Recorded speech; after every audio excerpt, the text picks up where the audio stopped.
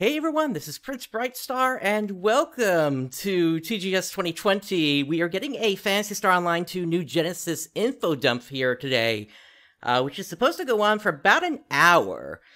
So hopefully we're going to get a ton of new information for New Genesis. You'll note that I have a couple of other things on the screen here. I'm going to be joining several other streamers here on Twitch.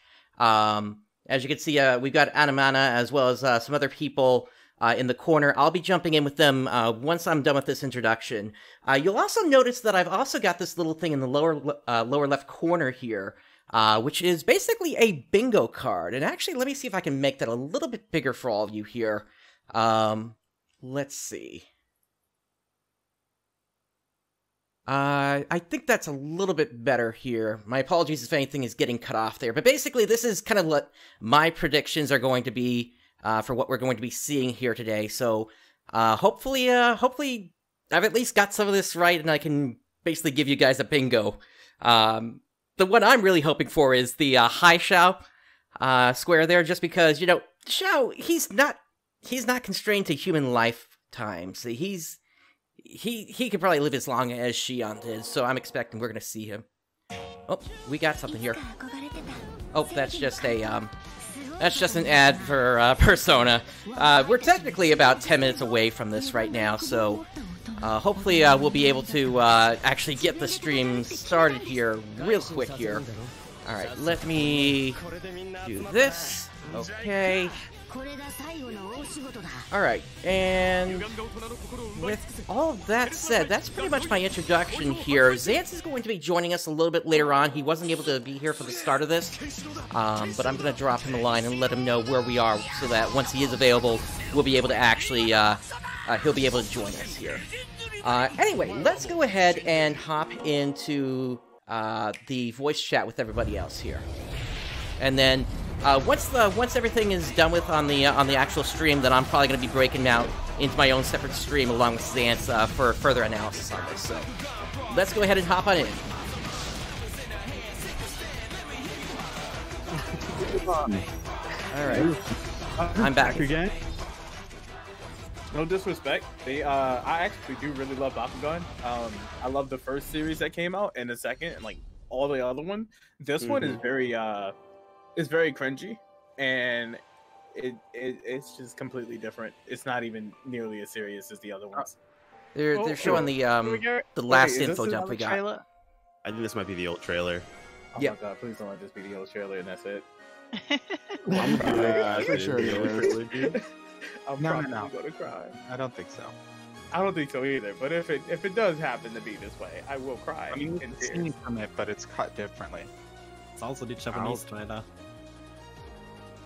I also can't wait for the new D3D to come out, like the new DirectX they're going to be using for it. Maybe we'll actually be able to render more people at one time. They said a new world to explore. Yeah, so it's got to be new planets. Dude, I love that photon run and the photon glide. Oh, it's so good. Yes, sir.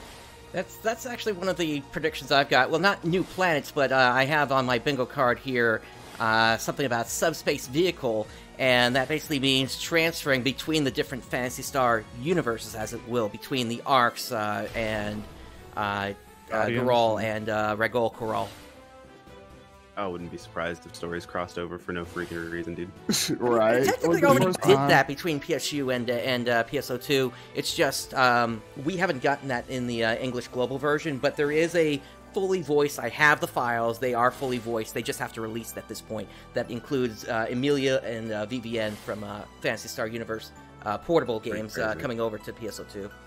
So yep. I'm going to tell you guys right now, I don't think I'm going to be buying the first AC scratch New Genesis because the default outfits they're just too good. Probably. The defaults are pretty. You don't know that yet. Hey, more for me. I'm going to make that money. We'll say, yeah. That's a bold statement. You don't know. They could like whip out like a Dragon Ball crossover or something, and then you'd be like, that wouldn't even phase me. No, no. Unless they want to give me Pigtails Vidal's outfit, that wouldn't even phase me. No.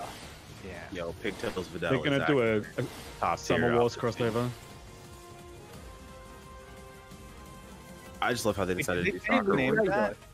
I just noticed they were calling it dolls in the first thing, right? Yeah. I just saw the They word look a lot idol. like Seed. They do. Oh yeah. They remind me of Seed, and then like I got Ogleflow vibes, dude. Yeah, that big guy. Totally. I was thinking the same thing. Looks exactly like Ogleflow, even as the sword Ogleflow or the Savaltis type enemies from Geralt. Yeah, PSU, PSO are leaking into the world. That's what's happening. Yeah. Slicers are coming. You heard me. I totally want Slicer. Like, that was my main in PSO1. No, Slice was released in PSU. Imagine deleting entire hallways. Nicholas, we're probably going to see that more on the Aeolus side than we are going to on the PSO2 geometrical side. shape at a bunch of people, they all go. Destroy them. And if it's multi-target as well, that'd be so good for bosses. Oh god, it's so ridiculous. So I guess it depends on if it just like it cleaves through bosses and all of their hitboxes and everything like that. Oh god. That was new 2021 update. Okay. Yep. Come on, The baby. quality of this is so bad as well. This is just Shin Megami Tensei 5. Oh hey, they're breaking out the Switch and stuff. Well, that's already in JP. Are we gonna get that for NA? You think? Wait, did they just say Switch? Well, the Yeah. trailer Yeah, said Switch and PS4. coming out for the Switch. Oh, nice. It had already been confirmed for all platforms in JP, but Oh, yeah, if it's JP stuff, true. I Yeah, mean, but doesn't only JP already Nintendo. have PS and Switch already? Well, Yeah, they, but they don't have Xbox. well, I that did trailer hydrate. what I'm saying is the first trailer already showed that in Japan they're getting NGS for Switch and yeah, I wouldn't worry too much about that. That was literally the Japanese trailer. yeah. Say Xbox on the Japanese one, and the other way around, it didn't show Xbox or Switch. I mean, PlayStation or Switch for the NA one. Yeah. Correct. So I'm sure they just showed the Japanese trailer that time around. That's all. Gonna have to load PSO2 on all of my devices so I can get all the fancy things you get for playing on those. Can I tell you guys something that might My Mario uniform. Yo, what's up, guys? I'm gonna say something that may harm the planet. I'm not PS4. necessarily. I don't care for Shin Megami Tensei anymore. Yeah. I can see that. But yeah, I don't think we'll be getting Switch NGS ever because we just don't have the infrastructure. It's all streaming if you don't know. The Switch version of PSO2. It doesn't load on the system. I mean, we could, but see, the problem with that is the whole thing is putting money into putting it on those consoles. You know, all that takes localization of certain servers as well, and that's just extra money that needs to come out of less pocket. that and more that no streaming service has ever been successful in America. In Japan, where you have We're about 3 minutes as many away from the people start as of America everything in the here, everyone. size of a place, Thanks again for tuning in today. it's the size of California. It's easier to have high-speed internet. And Oh, by the way, hi Kitty and Black. School. Yo, what's up, dude? Good point, like streaming making more sense in a smaller area. Yeah. yeah. Also, guys, I'm not mad at you for it. A lot of people, I mean, I don't want to say it's overrated, but SMT is done a lot. So Shin Megami Tensei is all right, but Look, I played a lot of it. I'm just saying, you know, I'm not about. Yeah, to I'm throw my also WoW not at it. saying You bad, I fucking boy. don't. I still haven't played them, but you know, I gotta check it out and make my own judgment. But yeah, I'll be grabbing the It's Nocturne niche remake. for a I reason. liked it back then. Yeah. I like it now. Technically, Persona's SMT, right? So This is what I'm here It's a for. spinoff. oh Yeah. man, here we go. Yeah. The real content. Let's do Hey, it. I'm on a 1v1, man. Puyo Tetris. Let's go. I'm counting down the days for Puyo. I cannot wait. Dude, Puyo Puyo Tetris loser has to give subs to the other channel. Let's go. When are we going to get Puyo? Some When are we going to get Puyo 100? We can put this Yo, as an Puyo event Puyo thing. 100, dude. Like Tetris. Let's go. Wager I 10,000 wish. AC on it. Scrap wish them and they just would give do us it. Puzzle Fighter. Puzzle Fighter is better than both games. Oh, I love Puzzle Fighter. Awesome. Just asking if I wanted to pay $100 just to play Puyo Puyo Tetris. I'm not losing $100 at Puyo Puyo. That's going to be a hard Yeah, one I'm for me. $100. Puyo Puyo. what about 100 mil? Masetta. All right, I can do that. Yeah. We can give Sponsored Masetta. by PSO2Masetta.com. Wait, this is the Puyo Puyo Tetris that already came out on PlayStation years ago. It's got like a new adventure mode or something. It Yeah, said this is two. this is a sequel to the one that came out a few years ago. Oh, I'm still going to buy it just like that one, so it's okay. I love Puyo Puyo I'm Tetris. still buying. I'm addicted. So much fun. That was 4-player. Everybody in the chat asking where is Sonic. Where is Sonic actually? No, Where's seriously. Sonic, dude? Because they have the 30th anniversary coming up next year, and they're going to be doing a new game, and we haven't like seen, heard, or any teasers or anything about this. I mean, they're still going through the trailers. If there's gonna be a Sonic thing, it's gonna be the headliner, right? So Yeah, no, Yeah, it it'd is be the not. last one. It's I better. mean, maybe they finally got used to it, and they were like, "Hey, look, guys, we just lost the magic. Every single Sonic game we release has been terrible. That even another little company, indie Hey, company, whoa. managed to make a better Sonic game than us." Hey, Sonic Shut Unleashed your was good, okay? Hey Google, cancel the alarm. Shut up. Whoa. Sonic Unleashed was half good. I'm sorry. Hello? Sonic Unleashed was Yeah, mediocre. Then Wendell, you had I'm Forces right after, Kind of right? in agreement with you there, Just actually. slow scramble. They were about to replay the same stuff. Forces, I don't mind because Forces had a reason go. to be bad. They lost like half their development team mid production. So I would totally accept that if it wasn't for everything else that happened in the Sonic series. wait, I thought they were gonna have subtitles. Yeah, I thought so too. What's going on here? What are you talking about? Yeah, it's They pretty literally hard to subtitles for a live stream. Look, there's Sonic. He's in the glass pane behind with all the failed games. They would have like an English link if they're doing that again. They've got all the old consoles there actually behind there. All right, so who's gonna give us direct translations? Let's go. Everybody got translated in there. Half understand it. So Wait, direct translations? Where? And also, we have plenty Listen, someone's talking. latest work announced in July from the 20 series and Pakistan online. Oh, someone is talking. Oh shit. along with a number of Oh, people. okay. Let me turn things up here a little bit. It's real quiet. The MC for this segment from that's the Nakanishi. My name is Nasu. Hey, can somebody and link it? I don't think I'm on the same page. Go. No, you're It's on English. PSO2 site. They have it live. Oh, okay. Or not their site, but on their Okay, YouTube. I'm sorry. manager, Yeah, the official YouTube channel. as you have just Not like like PSO2. Yeah, I yeah. paste the link. the managers ask the manager. I'll dump it in the event chat.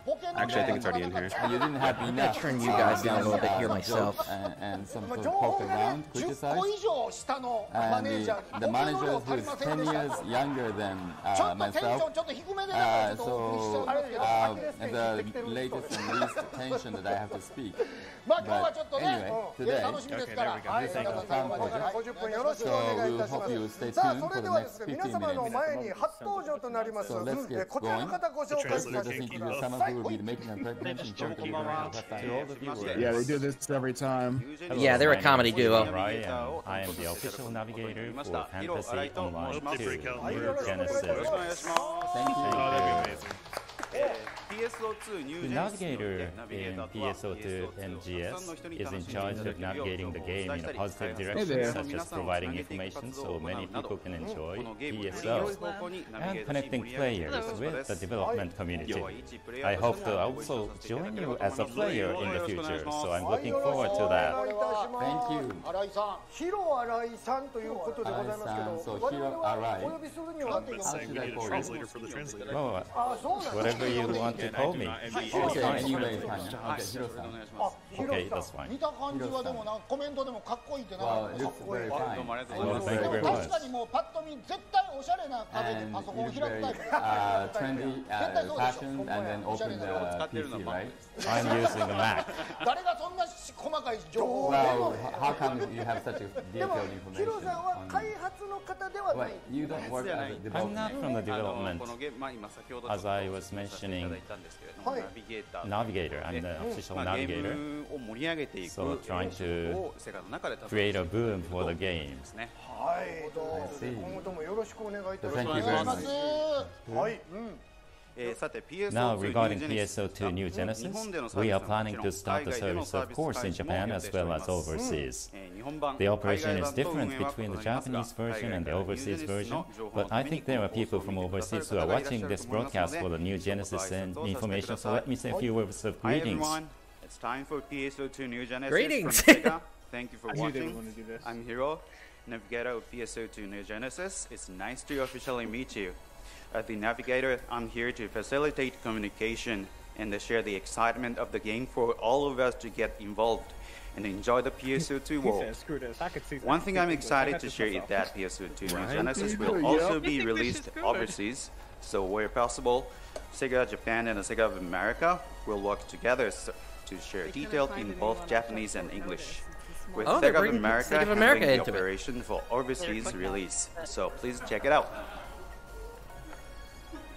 いやもう全然わからない。I didn't understand English at all. 絶対朝食サンドイッチのタイプや。なんなんその always work. なんかもうそんな。いや偏見がすごいね。 Maybe I'm prejudiced. You say look at that face. Well, not so fluently. It's been a while since I spoke English. Well, after the Corona era, I'm not meeting with people, so I'm forgetting words. And I was not confident today. Well, don't be so depressed from the beginning, will you? ヒロさんこういったこの生放送とかって出るのはもう Is this the first time to be on the live? This is my debut. Oh, I see. Oh, we are very gentle. Everyone are on your side. And that's what it says in the paper there. Nicholas, that would be an interesting thing to see for certain. Well, thank you very much for being on my side. I wish they would turn down the Japanese stream just a little bit and keep the English voice a little bit louder, though. What did you do first? Well, unfortunately, that's not something I can control. There may be people who are new to this game, so let me talk about the title PSO2 New Genesis. Okay. First line. Phantasy Star Online, also known as PSO, is an online RPG that Sega boasts to the world. They're going over The series series will history here. celebrate its 20th anniversary this December. 20th As anniversary. of now, the flagship title of the series PSO2 is on live service across various platforms, both for the Japanese version and the global version.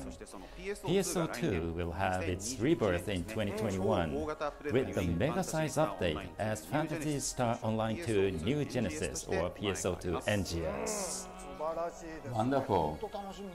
A lot of people have been looking forward to this 20th year anniversary. Wow, that's been so much fun. Thank you.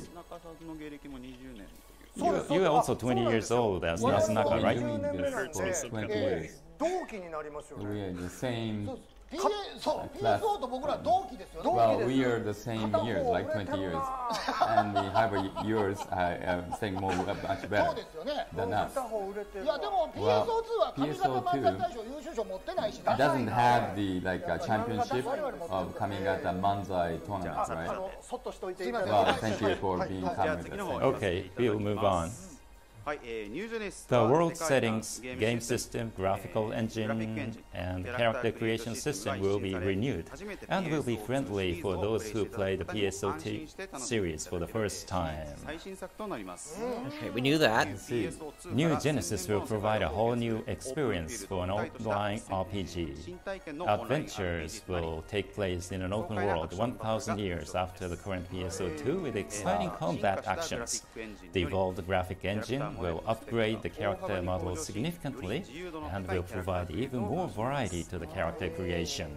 I see. That's so much fun, it sounds like. Well, we will see the video later, and I think everyone can see the video. That's beautiful. And just looking at this slide, it's almost evolved, and it's evolved quite a lot. And that's really something that's been fun. Okay, next slide, please.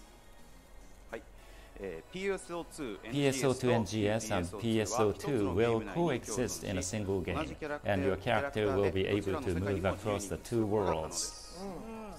Therefore, we believe it will be an opportunity for both the current players of PSO2 and those who used to play in the past to rejoin and experience PSO2. And all these elements will be basically free to play, and we truly wish all video gamers to look forward to this title. So that will be I agree with you there, Rooks. They're just rehashing right now, but hopefully this won't go on for too much longer here. Thank you very much for the explanation. This is the free of charge for basic play, and I wonder what's going to be filled. Yes. Surprise. I will come back to that later on. From this series, that you can enjoy it from this one as well. Yes, that's true. This one. I test played it, and definitely from the beginners to experts.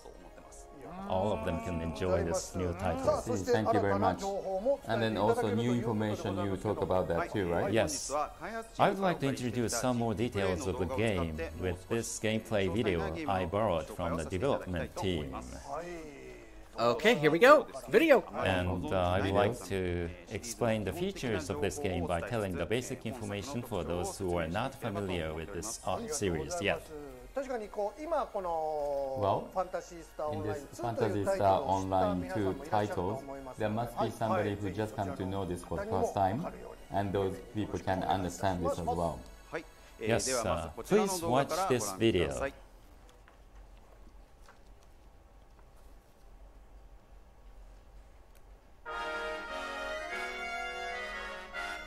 Alrighty, what do we got here? Phantasy Star Online 2 New Genesis, also known as PSO2 NGS, is an MMO adventure action RPG.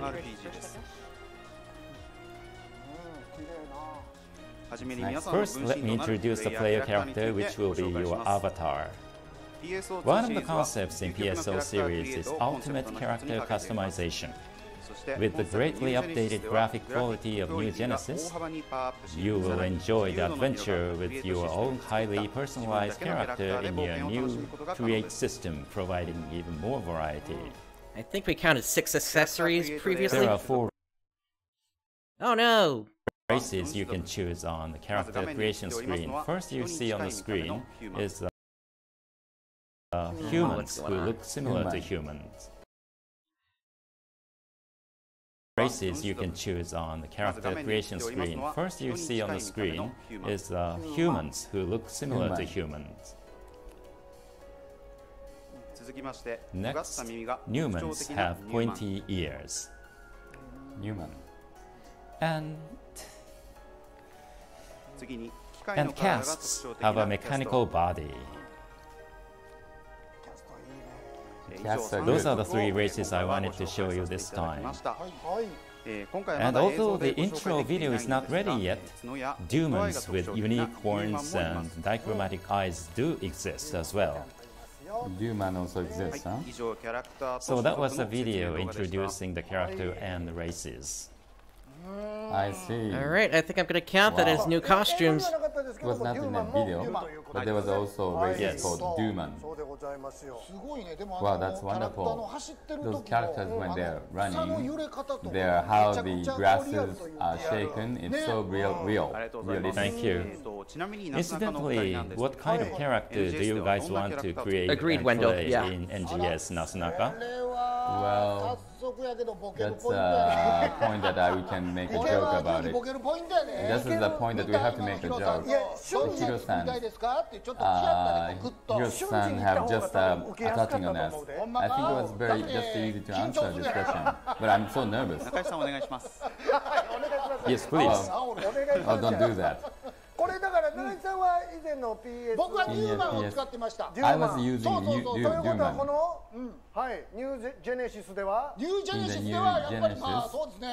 In the New Genesis, I would say I'm like to use Duman.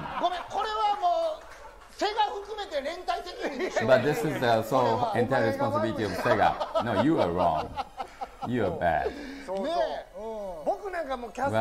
for myself, I love cast. And Hiro-san, what would you use? Hunter. I use the Hunter. I see. So in terms of classes, right? What about race? Human.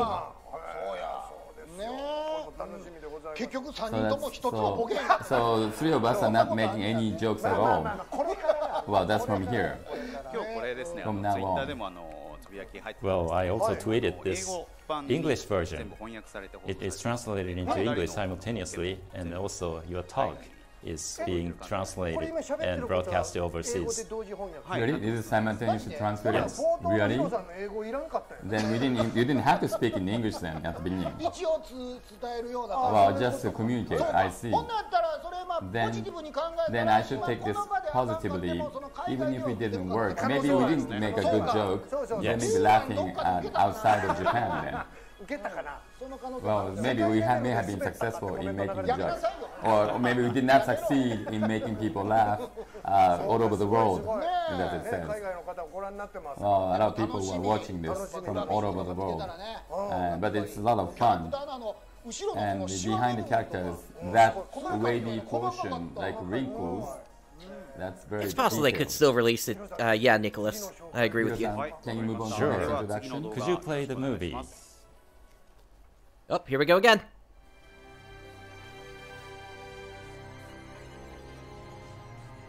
Next, I would like to introduce a new element, the open field. One of the concepts of the PSO2 series, Infinite Adventure, has evolved further, and in New Genesis, you can explore a vast world within the open field created by enhancement and mixture of the advantages of both MO and MMO. In the previous PSO2, each area was an independent closed space. However, in the New Genesis, you can move between areas seamlessly and adventure the world while feeling the connection and the expanse. In addition, the upcoming updates will allow you to go to more and more places, and eventually you will be able to go to all the locations in your site. Wow. So that's what we thought was going to happen. When you log into the game, you will start from the lobby where hundreds of people can gather. And from there, we're seeing a you town. can seamlessly move on to the adventure area. Seamless manner. That's good. Okay, let's get going. The adventure area is divided into sections that contain a certain size of terrain, but you can also seamlessly move between sections. Wonderful. They're just going in. Wow, as it is. Yeah, it is completely seamless here. The depth is so good, large. The maximum number of users that can play within the same section will be 8, but you will be automatically matching up with other users as you move between sections seamlessly, so you can enjoy encounters and adventures with many users for a once-in-a-lifetime experience. So, automatic party generation. Yeah, fighting. Time will advance in real time in the open field, changing dynamically from day to night as well as the weather. I see. You will be able to interact and battle in the field, which changes variously by time and weather conditions. I see. So the sun goes down then. Next, to enjoy the open world, I'd like to introduce the 2 types of actions that will be added to New Genesis. Action? Yeah, this one. First is dash. The dash is an action that can be performed from the dodge action and will allow you to move at high speed. It wasn't intended, I don't think, but something activated near the waypoint there. So I believe it will come in handy when roaming around the open field. Oh, so fast.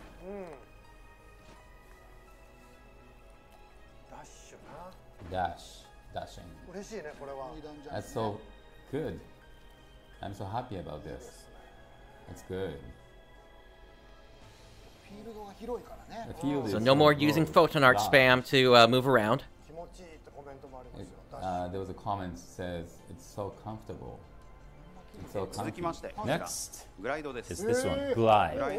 The glide is an action that is helpful when you are moving from high grounds. As you can see, the character slowly descends from high altitude, so I believe you can move further away. Wow. And that does not look like a doll enemy there. So.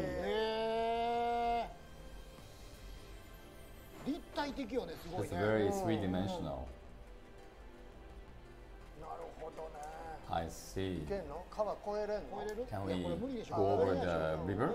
Maybe not. Wow. He's very good at it. Can be able to go over the river. Wow, finally go over it. Very good. Alright, we saw some sort of machinery in the wall there as well. The items for healing will not be available at shops for pre-choices, but will be ones you will pick up within the field. I see. To note, the many variations of healing will be integrated to one. Furthermore, you will also not be required to stop moving while exploring or fighting, so you can heal whenever you want. By obtaining objects called resta signs within the field, the number of heals you can use will increase, so try searching them while exploring. I see. When it's brightly shines in the field then. I see. Okay, we've already gotten a lot of information here. I see.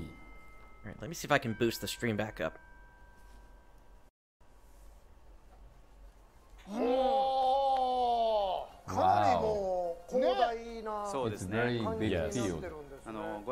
As you saw in New Genesis, unlike the dungeons from the series past, the adventure in New Genesis will take place on the vast open fields. So, all kinds of things. What would you like to do in this new world? In the broad area, you can do something, right? That's a path, right? Nakanishi-san. The Hiro-san's rotation to find me to change it suddenly. Please don't do that. But you can do so many things. To be honest, I love gliding. I want to use when my parties, and then I go and help my friend, and then I also pass, and I just go past my people in my side. That's good. 100 points scored. Wow, that would be 0 or 100. Hiro-san, when you glide, you can jump from the high place. Yes. For example, the top of the valley into the valley, you can glide like that. I see, wow. I was just looking at the comment. In English, we are also being made fun of. Oh, you are making a world debut. Oh yes, world debut. But it's very stereotypic or three-dimensional, and you can do a play. So it seems to be a lot of fun. It's a no stress. You can do that, right? No stress. It's like a paper plane and gliding and land on the ground. Oh, that's the glide. And then you just go in a very comfy manner. And just like with everyone is flying together. Yes, that's one way to play it. And we can do many different things. And with just a sign, you don't have to buy it on the shop. Right. As you saw earlier in the field, the green signs you saw there. By collecting them, you can use those for healing. I see. That sounds like so much fun. And the world is going to expand more. Yes, the world is expanding, yes. What we can show now is plains and forests. But if you go further, there will be an even bigger environmental change, so I'm looking forward to that. Wow. So during the play, and on the far end, there may be some buildings, and you may be able to go to that building in the far distance. Sounds like so much fun. In PSO2, the thing actions is so much fun. Dash and glide with more actions. Dash and glide. Action is going to be changed. Okay, let me introduce combat-related information that everyone is eager to hear about in the next footage. Alright, here we go again. We will be talking about the third main concept of PSO2, which is high-quality online RPG action and how that has evolved in New Genesis. In PSO2, each battle style has its own so-called class, in other words, occupation to choose from. Today, we will introduce the three basic classes of Hunter, Ranger, and Force. I see. So just starting with three classes at launch, it looks like then. Hunter. Everyone starts from Hunter. especially for the novice. First up is the Hunter. The Hunter is a class that uses melee weapons to fight. It is a well-balanced class that boasts high performance in both attack and defense. The action of the Hunter's weapon, the sword, will be introduced. The sword is a versatile weapon that can be used in group battles against enemy mobs and against bosses. Similar to the series all along, you will fight with both normal attacks and the special moves called Photon Arts. So it seems like all dolls are going to have those tentacles in coming out of them. Genesis, up to 5 continuous strikes are available for normal stacks, with the 5th strike being as powerful as Photon Arts. Okay, let's try. So that's actually very similar to Dark Glass. Wow.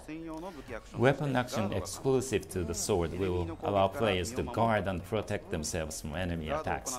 If you press the normal attack button after guarding, you can immediately launch the 5th strike of the normal attacks as a counter-attack, so you can enjoy a combined offensive and defensive battle that makes the most of opponents' attacks.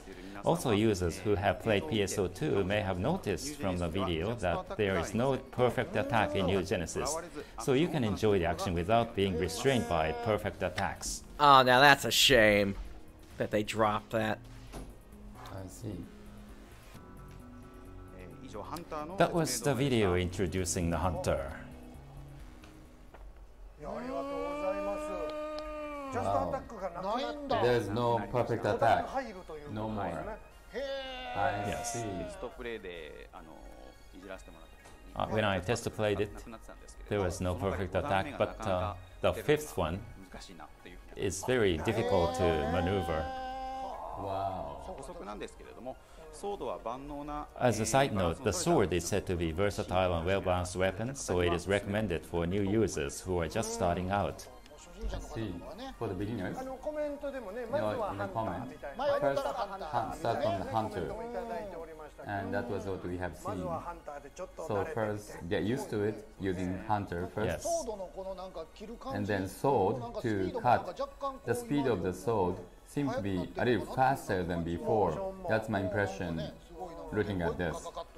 And again, it was much smoother and faster in the sword. Now, please watch the next video. Alright, here we go again. We will introduce the Ranger next. The Ranger class excels at long-range gunfighting and party support.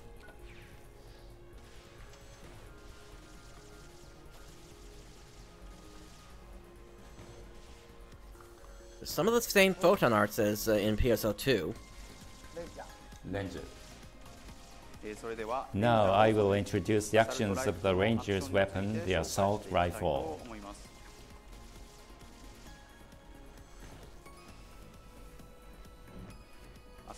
The assault rifle is a weapon that can do high damage by maintaining an appropriate distance from the enemy. As you can see, changing the attacking distance causes different levels of damage.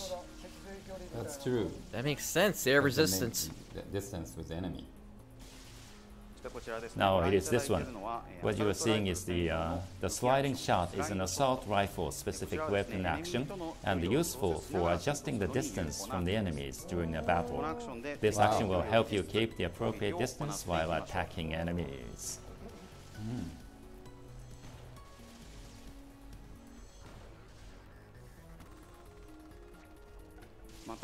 You are also able to swap your view to the over-the-shoulder view, control your character and the camera to freely aim and attack.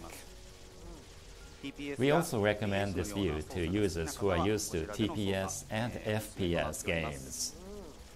I see.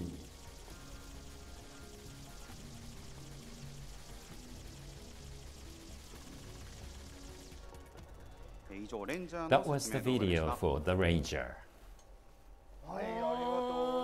Don't worry about it, Nicholas. With the appropriate distancing. Yes. 5555, 8899. So if you go into that range, you can cause high damage. I see. It cannot be too far or it cannot be too close from the enemy because the enemy moves. So we have to try to measure our distances. Right. That's very exciting. I see. Ranger, there's no perfect attack. No perfect attacks either for the Ranger. In the paper for Hiro-san, please have Hiro-san drink water. Okay. But you can just drink it if you want by yourself. Why? What kind of this? Is like ask you to get drunk, to drink water? Well, this is my first time today. Well, we know that you can drink the water in your own timing.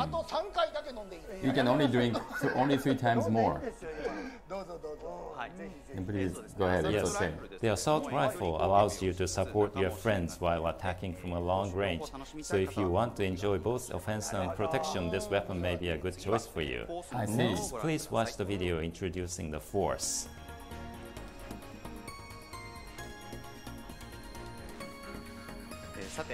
The last player action that we will introduce is for the Force. The Force is a class that specializes in magic-like long-range elemental attacks called techniques. I'm seeing Rod shooting there as well.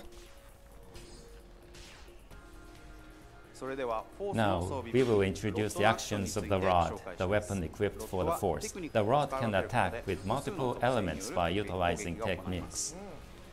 We will introduce the fire and ice element techniques. Wow.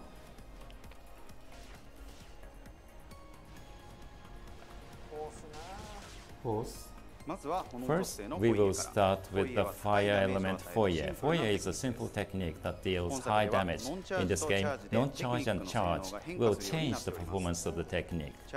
When you do not have it charged, it will send a flaming bolt in a straight line, but when you do charge it, it changes into something that deals direct damage to the surroundings of the target. We'll have to see. Next up is the ice element attack, Bata.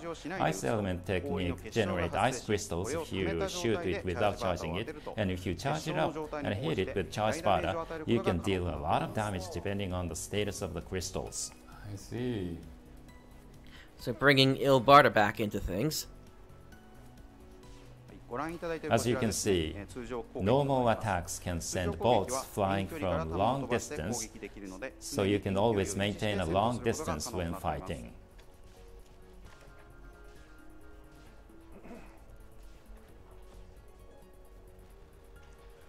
The Rod exclusive weapon action performs similarly to the Sword's guard, preventing attacks on the spot. They got their own shield ability now. That was the video introducing the Force. Wow. You can even guard. Yes, you can guard. Wow. That's good. Previously, they only had the ability to tech parry when they started charging a technique. In the class that which did exist before, but it seems like has been improved. Each of them have been improved. Like you can guard in the force, so it's very detailed, and new elements have been added. Charge and non-charge. Yes. The honeycomb pattern appears after guarding. Well, that's good. Well, there are people who want to do the pose. That's so fast. It's very popular. Yes, the sword, assault rifle, and rod are weapons that also existed in PSO2, but with the dash and glide that were added to the game, we think you will enjoy the extended maneuverability in action. I see. Also, there are more weapon variations than we've shown today that are being prepared. So please keep an eye out for new information in the future. See. I'm looking forward to that. Yeah, that's Next, looking forward please to it. watch this video. They're just releasing a lot of stuff here. Next, we would like to introduce you to two types of sections in the adventure area. As I explained earlier, the adventure area consists of multiple sections that are seamlessly spread. Those sections are made up of two types: exploration section, where you gather materials and ingredients, and the battle section, where you mainly engage with enemy characters. Now let me explain about the exploration section. In this section you will be able to obtain a variety of materials through many different ways that help you in your quest. For example, you can jump and pick fruits from trees. Wow. Likewise, you can obtain materials from the surrounding environment, and we call it gathering. In the world of New Genesis, there is an enemy species called tames. They are like a wild animal, and you can obtain materials by defeating them as well. Tames are not so strong, but you would have to aim your attack well, or they would run away and you will not be able to defeat them.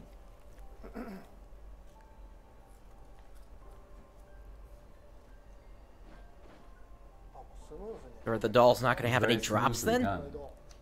Grind. And then you can go pass through. Oh, you can see the branches have all those photon lines in them as well. In the trees. Those meat and fruits gathered in the exploration section can be used for cooking. That adds temporary boosts to the player character. Wow. Alright, cooking's coming back.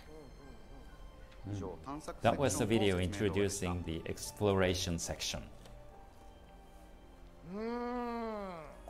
Wow. Just by jumping you can take it, right? Yes. So no stress, and you can just take it. And by flying and gliding and to get it and catch it, that's so cool. And tames are there too. Well, it is rather a little bit cruel to kill them. But then you can practice in maneuver a little bit. But with explorations on top of the tree, if you try to, those characters are there, then you may be taken away by the glide from the top. Well, that may happen. So there, because there are things scattered around like that.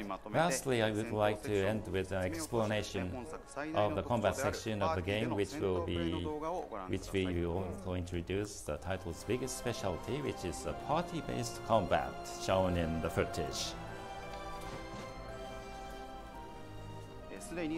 It seems other players have already gathered here. Let's form a party and head to the combat area together. In the combat section, you can enjoy combat against enemies together with the other players in its purest form. Wow. Within these combat sections, enemies spawn at random, indicated by an E mark, to which you, its little yellow mark, to which you and other players could all head to simultaneously. So you could see that there was like some sort of a fence you had to walk through to get into here. In New Genesis, there are species of enemies referred to as dolls. The first one that appeared is its smallest type, a Fuan. This enemy excels in long-range attacks, so let's get up closer.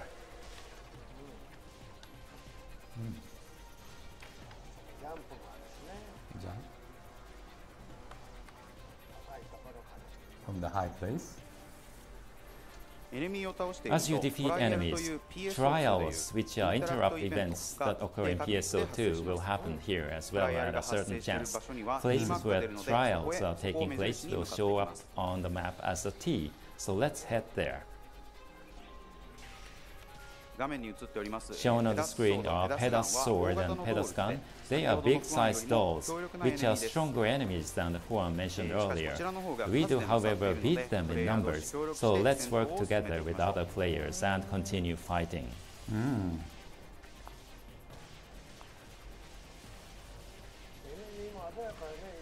The colors are so nice. It's vivid.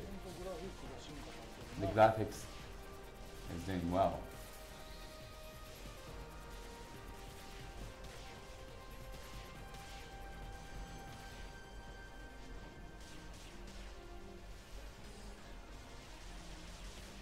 It looks like they got some of those resta points in the area as well in case you need to grab a heal or something. In New Genesis, every weapon shares the same evade action in a form of a step. You can also use a step attack by attacking right after a step in order to switch rapidly to combat. You can also perform a powerful counter-attack by using a step attack when dodging enemy strikes at just the right moment.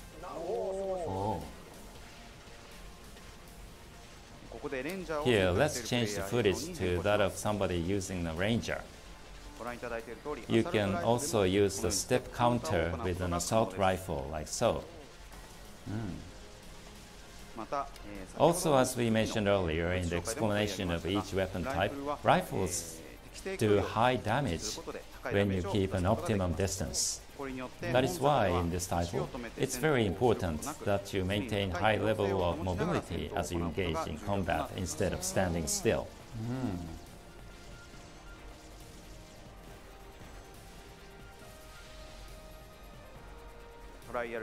We cleared that trial. Let's proceed to the next enemy location. Then even with the high place, you can just jump up. This really has the feeling of just drop in, drop out gameplay. Other than dolls, there are also species of enemies called alters. These alters, called lizard, are tricky enemies which cause status ailments despite their size. We will defeat them quickly with the assault rifle's photon arts. So, the fact that we're seeing this, the fact that the last thing you see in PSO2 is Amduskia, kind of lends credence to the fact that this might actually be Amduskia that we're on here.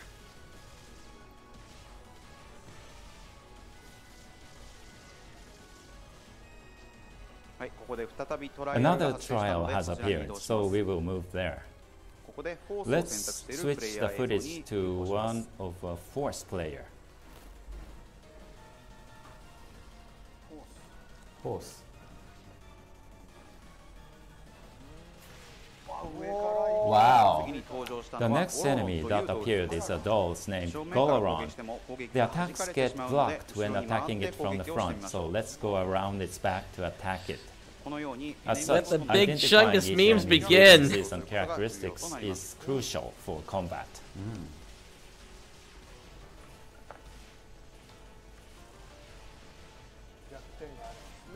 I see. Yeah.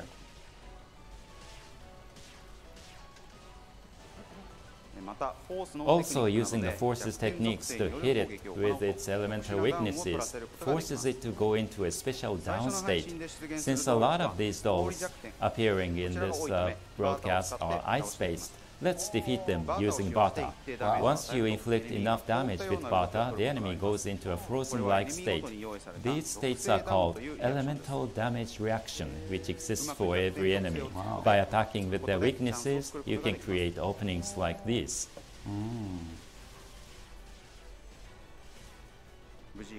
We were able to successfully defeat the Golorons, so let's go on. From here on, we will switch back to the player using the Hunter. Wow, big ones. These new enemies here are dots. They snipe the player from very far away, but you can defeat them quickly by targeting their weak point at the back of their neck. Anybody got a tow rope? Wow. What should we do? What should he do? Wow. I see. Yes. You see their weak point is at the back of their neck. Let's aim at it.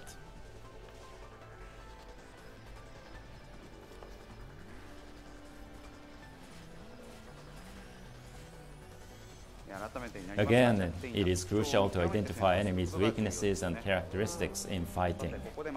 The boss, another trial occurred. Let's move. Oh, you can glide up on air currents, apparently. In the neck, there's a mark. There's something there. The boss enemy that appeared in the next trial is Naglus. Its high mobility and two-handed attacks make it a powerful enemy. First, we aim for a counter by using a sword. Wow. That would make sense, Nicholas.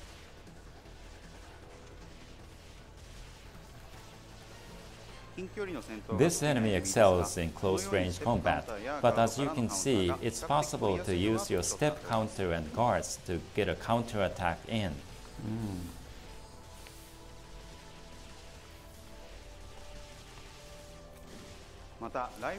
Attacks from long range with rifles are also very effective. However, this enemy at times uses shockwave attacks and pouncing attacks from afar, so don't underestimate. If I had to guess, the colors probably represent how active or angry they are or something. It might be a weird way of doing aggro, actually. Potentially. Once enough damage is inflicted, it goes into a raging state. You need to be careful as it will perform even fiercer attacks than the first half of the fight. Never mind, they just said it. You can also force the Naglus into an elemental damage reaction state. Attack it with the techniques of the elements to which he is weak.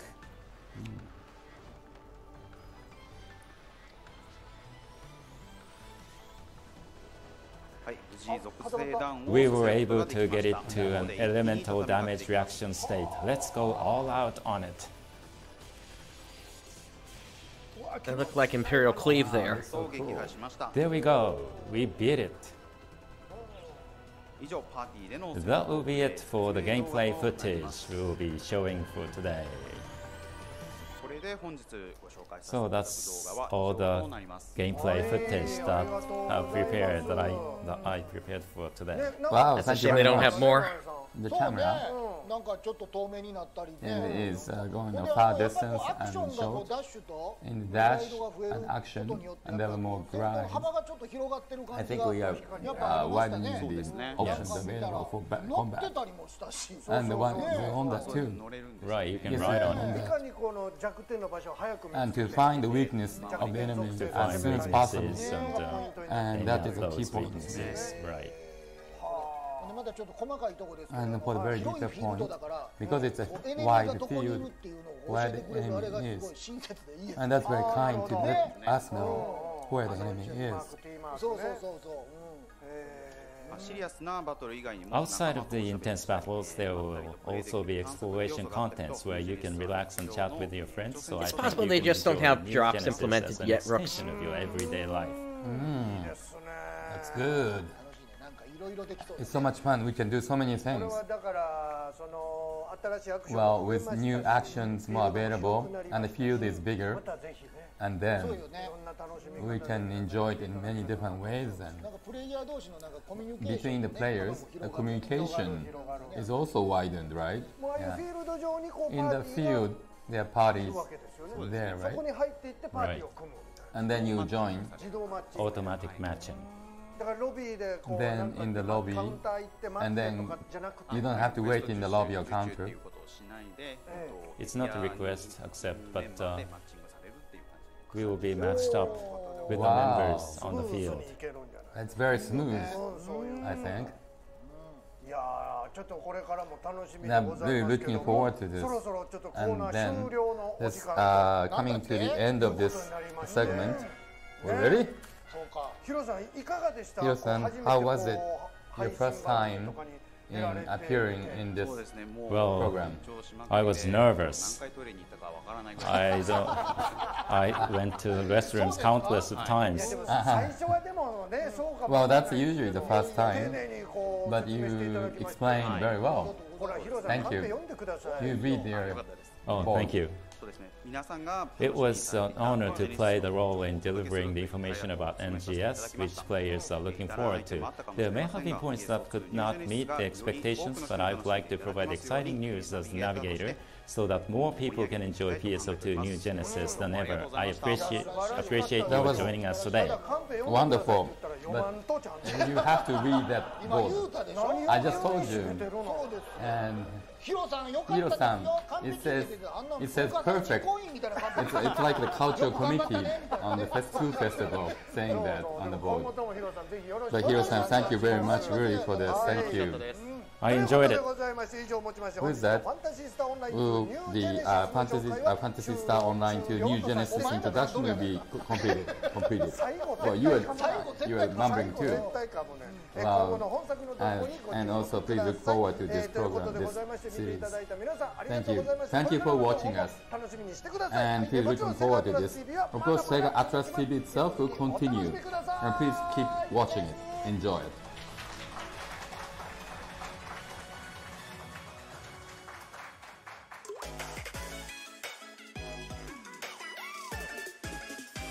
Alright, so it looks like that's it then. Alright. Cool. Alright, let me mute this then. And let's see. Alright, let me go back. I want to watch the parts where they mention the other names so I can grab them. Oh my goodness. Real quick. So we have all you beautiful people in the chat today. I don't know if everybody's done doing their thing. One, I just want to say hi to everybody. Good morning, and thank you guys for taking the time to hop in VC and watch and talk to us with the new Genesis information. I know some of you are probably like destroying your sleep schedules for this, and I really do appreciate you. So how's everybody doing this morning? I'm doing pretty good. Oh, dude, pretty hype. Sipping the coffee. Good stuff. I'm actually not as tired as I thought I would be. That woke me up. Holy shit. I just got off work. Ooh. I'm gonna duck out in a bit. I'm gonna make content. Yeah, I just had to like end my stream and bring it right back up so I could like save the highlight clip of the live reactions so that I can put it on YouTube later. And I'm recording this conversation now. So what are some of the things you guys like the most out of the trailer? Everything. I mean, I like the landscape the most. I think it was really cool. I like the fluidity between fights, man. Like the movement between the mix of the two, right? So you have like those fights happening. It kind of tells you where things are going on, and nothing felt really restrictive. Like you were able to go from one fight to next. Every class felt like you weren't really being held back anywhere. Even where Force was like almost sitting with no PP, they still felt like they were able to move around, still deal damage, and like help out the group itself overall, which seemed super awesome to me. Yeah, the movement just looks so good. Yeah. Yep. That looked like Rod Shoot. Everyone's got their role, right? Yeah. Yo, can we talk about the zoomed camera for a second? Oh yeah. Yeah, that when did the catch my attention. Like whenever they were fighting the boss, the camera was zoomed out so you could see more of it. Yeah, I'm so glad they added that. Now that was different. Hold on, because I don't know if that was just the fact that they're keeping the camera, or were they just trying to show you how big the boss was? Because when you swap back to the Ranger, even though they were in the same instance, the Ranger still had the same camera versus the camera that the Hunter had. I'm hoping this is a permanent pullout that you can do. I hope, because if you're gonna make bosses to that scale, you need camera options to zoom it out to get everything in there. Oh man, I 100% agree. And the Force Lions are dead and Doomans are dead. No, they said they're gonna come. Doomans. So I do like someone brought up earlier that it seems like they're phasing out Scion classes, and we noticed that they had the step counter for Rangers and step counters for Hunter now too. And I noticed that the step counter didn't do as much damage as the standing guard counter that Hunter did. So I think whoever was saying that was 100% right. It seems like they're just completely phasing out Scion classes. Like we're just taking everything that they had and applying them to the new classes, especially like the speed of Atoll swinging a blade as hero. I mean, you can look at, I kind of mentioned this very, very passively, like early on before this all started. You can look at the evolution of the Scion classes and tell that they were taking quality of life and building on it each and every class that came out. So the fact that they're having everything have like a step count, like all these things that people really, really enjoyed about the classes are built into every class, seems like a really good idea to me overall. So I'm for it, man. I'm not surprised. Yeah, and every class has hero counter now too. Yeah, so yeah, Force having that hero ain't the only class that got counter. Okay, nobody got Phantom counter though. But the way that hero counter works is specifically the dodge through. You have to confirm a dodge through an attack. Yeah, Phantom counter works that way too. Yeah, Phantom counter. Yeah, and Luster counter. You'll probably hear like a shing or something, and then you'll be able to get the counterattack going. Right. All of the step counter abilities in the game work exactly like that. You get a bit of a a sound feedback, and a lot of people see it now when Hero comes out in episode 5 next week. But like you get a bit of an actual animation, you hear a bit of a noise, and then your next attack is going to be a counter damage attack. I actually like the fact that the counter wasn't stronger than the hunter's like proper parry. That was actually I was legitimately concerned about, because like if it was stronger, then there's no reason to guard anything. Well, I mean, there could be attacks that are longer, right? I was gonna say, what are your thoughts on the PAs being gone? I feel pretty indifferent, but I don't know if anybody. There's some still there. Perfect times, yeah. They have photon arts and weapon actions. He's talking about perfect attacks. Yeah. Oh. I don't know if it's just like a build thing or if it's like. It's disappointing because that's something that's been in the game since PSO, and it's like it's always been, as long as you had the perfect attacks, you were rewarded for doing better. Well, in the original PSO, you had to time out your attacks, otherwise you would do nothing. Yep. Yeah. You couldn't time out your combos. Like you couldn't do a combo. You could just do one swing if you didn't do the timing. Yep. Now I do gotta say about the just attacks being taken out. I like it and I don't like it. I like it because it especially for newcomers, you know, when you're talking about, and I think this is the one thing that I love how they changed up so much. You know, they didn't develop a game for them. You know, they developed a game for the world. And by saying that, I mean, because Maximilian made a really good point, and I made this point when we were talking about it coming to NA, and a lot of people don't want to get into PSO2 because of the fact that it looks like there's a lot going on with the game. Trying to manage all of that and just attacks at the same time when you have nothing but flashing lights, sparkling dinosaurs, and rampaging demons running across your screen, that's a lot, especially when you're only level 5. So trying to incorporate all of that, and how they if you notice, the UI looks sleek. Oh my god, the UI looked amazing. It looks so good. There's not like giant numbers bouncing through your screen, and even then when you hit someone, it's only targeted. You see the number only pop up around the enemy that was hit. So when it comes to like the just attacks, I love it because now it gives people the feeling like they can come in and play the game, and they're not going to be halted by the fact that, you know, if they want to match buttons, now they can match buttons. If you don't want to match buttons, there may be an ability that comes out, but you know, you get to have that freedom now. I don't like It's it possible, Rooks. because We'll have to see. for the hardcore players, it takes away a bit of, you know, that feel like, you know, I have to make sure, like, my OCD is here. I have to make sure that I hit these buttons on time. You know, I want to feel like I'm actually putting some sort of effort into my gameplay. So still remove some of the nuance. Remove some of the nuance, yeah. Yeah.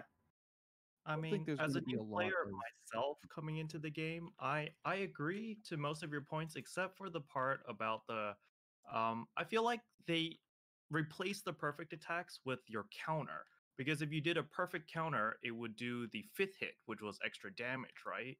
That would automatically come out. Yeah, on the hunter guard, the dodge attacks are different though.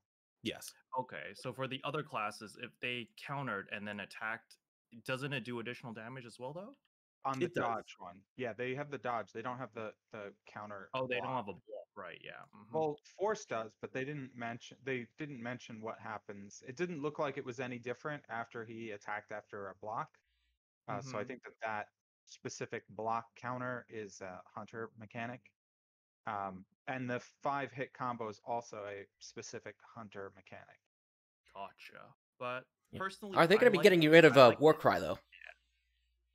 I personally just like the new system, like without having the perfect attack. As a new player to the PSO franchise, I feel like it makes it a little bit more accessible. It's a little bit difficult to pick up this game, especially if you've never played PSO2. Like I've never played this game until like 4 months ago, 3 months ago. And yeah, it was a little bit overwhelming in the beginning, but Yeah, It's all right. PSO2 is my first one in the series, and I was definitely overwhelmed having 2 friends breaking it down for me. Like in the first 3 days, I was like, there is so much, but it's like Max said too. It's like it's the simplest, most complicated game out there. There's a lot to dig into at first, so I'm down with simplifying. It's a bit of a gamble for sure, but hopefully it pays off in getting new people in there. I'm kind of on the other side of things. Like, I feel like, I never really felt like I had that much issue with adjusting to perfect attack. In fact, I think it kind of helped me time everything better. Like, as I was getting adjusted to PSO2 when I first started. Like, you see the little circle and you just naturally start gravitating toward it. And it just added a lot more complexity to the game towards the end that gave it a lot more that you could aspire towards. So I kind of worry that maybe it's going to get all samey as we start simplifying it.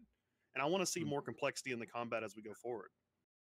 Yeah, Agreed. Yeah. Well, I think the fact that everything has a step counter now, like looks like every class has a step counter, and possibly even some of them have. It looked like the Ranger homing shot was only on step as well, so there's something there. Not sure what. Honestly, overall, it just seems a bit more. It is always executed when he's like doing a dodging type animation. So I'm not sure if that's just the flourish of the PA, or if there's some mechanic to that. It's kind of like Luster in a way, actually, in how they have a dodge that also shoots at the same time. Well, I mean, a lot of perfect attack or just attack, and just in general, overall, a lot of that stuff, it's more so, I feel like they're kind of trying to bring us a bit closer to just standard action-based games. The one thing I've noticed, or I've always remembered overall, is that perfect attacks or just attacks, like even like the circles popping up, that's always been something unique to PSO. Like that's never been any other action game that I've played personally before. Like maybe kind of like iterations of it. But I feel like that's just something more to bring you along the lines of like other action games and other franchises to help other people kind of come to it. It's not so much removing the complexity there as more so just making it a bit more standardized across the board. Yeah, but just attacks have been a thing since the PSO. It's also in PSU and the portable games. Well, no, PSO2. Right now, I know that. I'm saying like other action games, like games outside of Phantasy Star. Yeah, true. Like Monster So Hunter. like it's just a Phantasy Star thing where like it feels like they're just trying to bring that process kind of sort of normalized. Yeah, because I can definitely tell that this is being heavily inspired by Monster Hunter with the kind of movement and open worldness that world had. For sure. And you know what? I'm not against that either, because a lot of people will say they're trying to copy games. Understand, the one thing that I love about the developers of PSO is what they do with what they got. They know how to make a small situation and make it their own, or they know how to make a good plan or a good blueprint and make it their own. As they said in the article, they played a lot of Diablo, and then you see them come out and they make PSO2, and you're like, holy crap, this don't even feel like Diablo. So even though they did take some elements from Monster Hunter, yeah, true, whatever. They know how to make it their own, and it's in a way where you can't look at it and honestly try to compare it to Monster Hunter. Just like how you can say, oh yeah, this loot system is kind of like Destiny, but you can't necessarily compare it to Destiny. It's like it's its own little thing in a way, and they make it so unique. And it's very rare that we see that with games. Normally, it's just straight copy and paste, just reskin. So it's nice to see a change in that, and it's nice to see them actually take initiative and change up how we move in the game as well. Because that was a big thing that came with the open world. Was like, okay, so we didn't see vehicles, sadly, and that's something that I was kind of hoping for. I was kind of hoping for like a private jet or something. Space car, man, space car, space cars. And like we have that open worldness of Monster Hunter, and the way it seems like it's going to be like how, like I said, if you play God of War, you can go from world to world to world, but you don't necessarily reach any point where there's a load screen unless, say, you die. So it seems like they're taking that approach, which is genius, by the way. Like, I think any game at this point that's open world is going to be doing that. Might as well do it. But I want to see more what they do with it, because like I said, they could take that element from Monster Hunter, and it seems like they are, especially with the hunting the literal monsters for material. I want to see more what they do, because I know they got more, they just haven't showed us. I find it funny how PSO inspired Monster Hunter, and now Monster Hunter is inspiring PSO. Coming full circle, yeah. Yeah, well, the developers are all kind of know each other. I think it's I think Monster Hunter, Final Fantasy XIV director, and Sakai also all know each other. I remember there being an interview mentioning that at one point. It's a fairly common thing, actually. As someone like for you guys know, I play a lot of Final Fantasy XIV, and Yoshi P talks a lot about how he's a very big fan of playing World of Warcraft as well. So like they pull elements back and forth from each other's games, and if anyone follows other MMOs and things like that, WoW has introduced things that come from 14. It's something that happens in a lot of games nowadays, and the best part about it is like developers will take some of the best parts of those games and bring them into theirs. Which what I loved was seeing that whole like I'm not a huge fan of open world style games, but what I loved about this was the fluidity between like leaving the lobby into the world, into finding your friends, into fighting. Like it all was just right there, one after another. And the way that it is with going from lobby Ruthless eggs. world, it reminds me of Xenoblade Chronicles X. If any of you have played that, Yes, I've played it. I love it. I have it. I wish there was a Switch port, but yes. I love the landscapes in there that we saw, and I know this is going to sound crazy considering the big drop they made in this video, but I kind of want to see more, if only because I want to see it filled out more. Like, granted, I get that it's just these people showing off what they've made so far, and there's not that many people in it. Maybe when there's more players, we'll see more. That's the one thing I'm worried about, is that since you're kind of matching with players on the fly, up to 12 people in a certain area or something like that in an instance, that this is going to feel really empty for as big as it is. But given everything as it is, I'm really hoping that we see more of that, maybe more NPCs, more animation in the world and environment as we go on, because that would be really cool. Maybe some Ridroids. Give me some of those. Oh no. I mean, like if you looked at the landscape, they were jumping over like sheer cliff faces and stuff. So it almost looks like it's been designed so that they could introduce like flight in some form. I agree. I think it's definitely there kind of is. There's there was at one point a little air jet that carried you up while you were doing your flying animation or your gliding. And in the initial trailer, the first one, they showed that you can glide from heights. Yep. But to go back to what you're saying about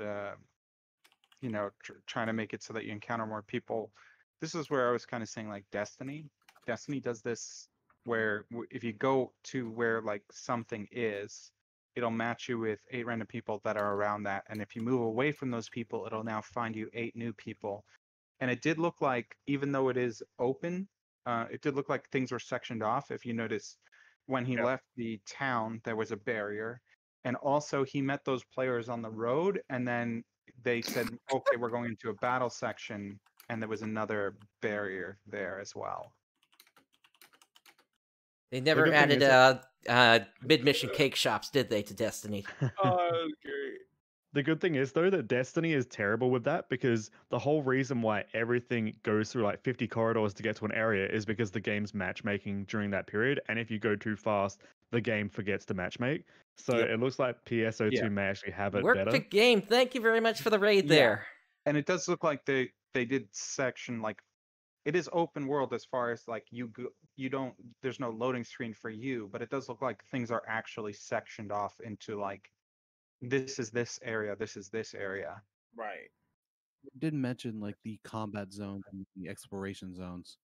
Mm-hmm. Yeah, that's kind of what I'm saying. Is so it seems like as soon as you walk out of town, you're in an exploration zone, and then there will be within that exploration zone several combat zones, and you'll probably be matched up with people again once you cross over into the combat zone.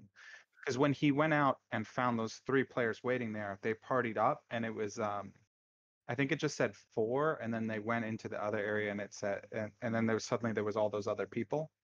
Mm-hmm. Like, as soon as he crossed through that barrier. So I don't know if it's like how that works exactly, but it does look like you might be matched up again then. Hey, when is Capcom show anyway? Because I got to leave a tab up so I can play Tomorrow for Monster Hunter? No, Resident Evil. I'm a resident. I'm an ambassador. So there might be something now. I saw that when I was looking at one of the channels, Capcom had something live going as well. Oh yeah, I got to leave a tab up. I know that there's a Monster Hunter one tomorrow at around this time. Yeah, they're doing a 2-hour presentation, so I'm like, oh yeah, I gotta catch that. Yeah, for sure. Rise. I don't know. So I got a question because this one person here, well, I'm kind of interested. But you've been quiet, Anamana. What's your take? Sorry, I ran around and like I was trying to find a USB drive, and then I needed to take like a massive dump as well. But I'm like super excited because of like the whole Xenoblade stuff, and this is like unprecedented for what we've had in Phantasy Star in the past. Like PSO was all segmented from like hub to destination, and same with PSU. I mean, at least PSU had multiple areas, which actually makes me think, will we have different outposts as well? Especially if they're adding like through updates all the extra zones. Like, is there going to be like different biomes or whatever for the planet? Like, there's an ice area, like a desert, so on and so forth. Will we get that in the future instead of like planets thematically being a biome, like an ice planet or a whatever? That's my big thing I'm wondering. Yeah, I'm definitely thinking that as well. Yeah, almost certainly. Yeah, and going back to what you were saying, how like PSU had the fields. Sorry to interrupt, but I also thought that when I first saw the very first trailer, those deer things reminded me of. You remember those like cattle guys in PSU? It definitely seems very more PSU than original like PSO. Koltova, and You're not wrong there. Yeah, like visually, there's very much of that. Wait, and like you were saying, yeah, that's like PSU. There was multiple hubs that you could like sort of go to. So I think that you might be onto something there. Yeah, like when you were saying about like the cattle thing, you're meaning Koltova and Distova, right? Like, yeah. Param, yeah. Because I was trying to think, because like there's so many different things like the Vara and stuff like that. Yeah. And like I wonder if there's going to be like is it going to be different races having different segments of the planet as well? Like, will there be a Param style caste supremacy kind of thing? Will there be like the Asian style like New Days with Newman, and will Newman, I don't know, have some edgelord hot topic town or something? Listen, I don't like the way that your tone changed for that. I'm all aboard. I need you to take it back. Right. You have to unlock the next town over by walking to it first, or some shit like that, to get to the next mission. And will there also be like discoverables? Like, can we jump up to that tower they showed in the original trailers? And will there be like, I don't know, here's some lore or something like that? That'd be dope. Yeah. I'm thinking that tower they showed, that was the town he was in. So like, just imagine that's like how small that is, and then there's that whole open world. I'm sure there's going to be more. Like even when they showed it in this trailer, that area, that town looked somewhat small. So I'm assuming there's probably more. It almost looked like just a wing of it, or like a segment of that town. Yeah, for sure. I'm actually pretty hyped with that entire thought process of like different lobbies. One thing I did personally miss a lot from PSU was a reason to go to other places. Like a reason, like an event would happen, people would like group up in one of the lobbies because like a new mission would be in that one lobby or whatever. Or for all of you guys who played PSU, living every minute of your life in the lobby right before you fought White Beast. Or dude, no, I had it for before D-Dragon when the game first launched, and like we didn't get content for like 20 years. Yeah. And I farmed my beast up there to get the beast blast. Oh yeah, like it was amazing. And one of the best parts, and one of the things I loved about that was even the funny parts about that you mentioned, like the Asian style planet, like New Days, was even following other holiday what's what I'm looking for, other holiday schedules. One thing that was really cool about PSU was that because we had different types of planets and different lobbies, like they were decorated at different times. I'm not sure people noticed it, but New Days 100% had Chinese New Year, had like other things that popped up would pop up on those planets where it actually fit, and that was actually something that was really, really cool to me as a player, because it was like, all right, cool, so we can actually celebrate all these different things. And Param had like the new iPad launch. So something I want to bring up here, a couple of things actually. One, I'm sure you all saw when we had those little dragons run across the ground. Something I want to bring up from the end of episode 6, after the last battle, is you end up on Amduskia, and one of the theories that I've got going right now is that may actually be Amduskia on that planet that we're on there.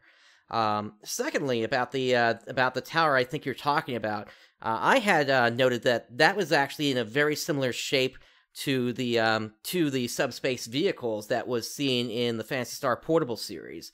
And that could potentially open the door, as I said before I went live on the stream, that could potentially open the door to going to Garal and going to Ragol and Koral and all those other places we've seen previously in the series. So it's gonna be interesting to see what the team does here.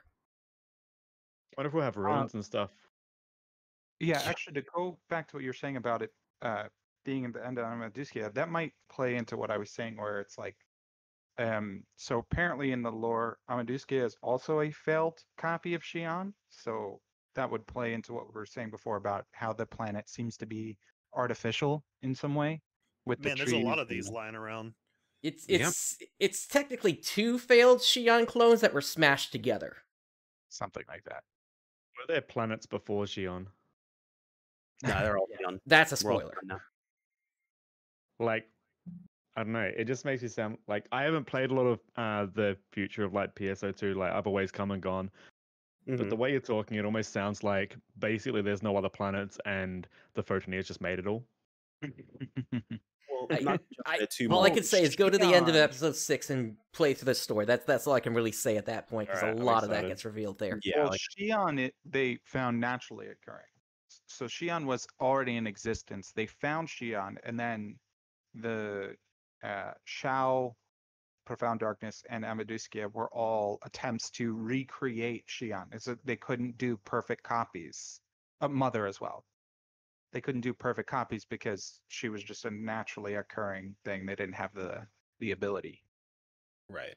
But yeah, not to break into too much spoilers, but yeah, no, for sure, going into episode 6 is going to give us a lot more thought process.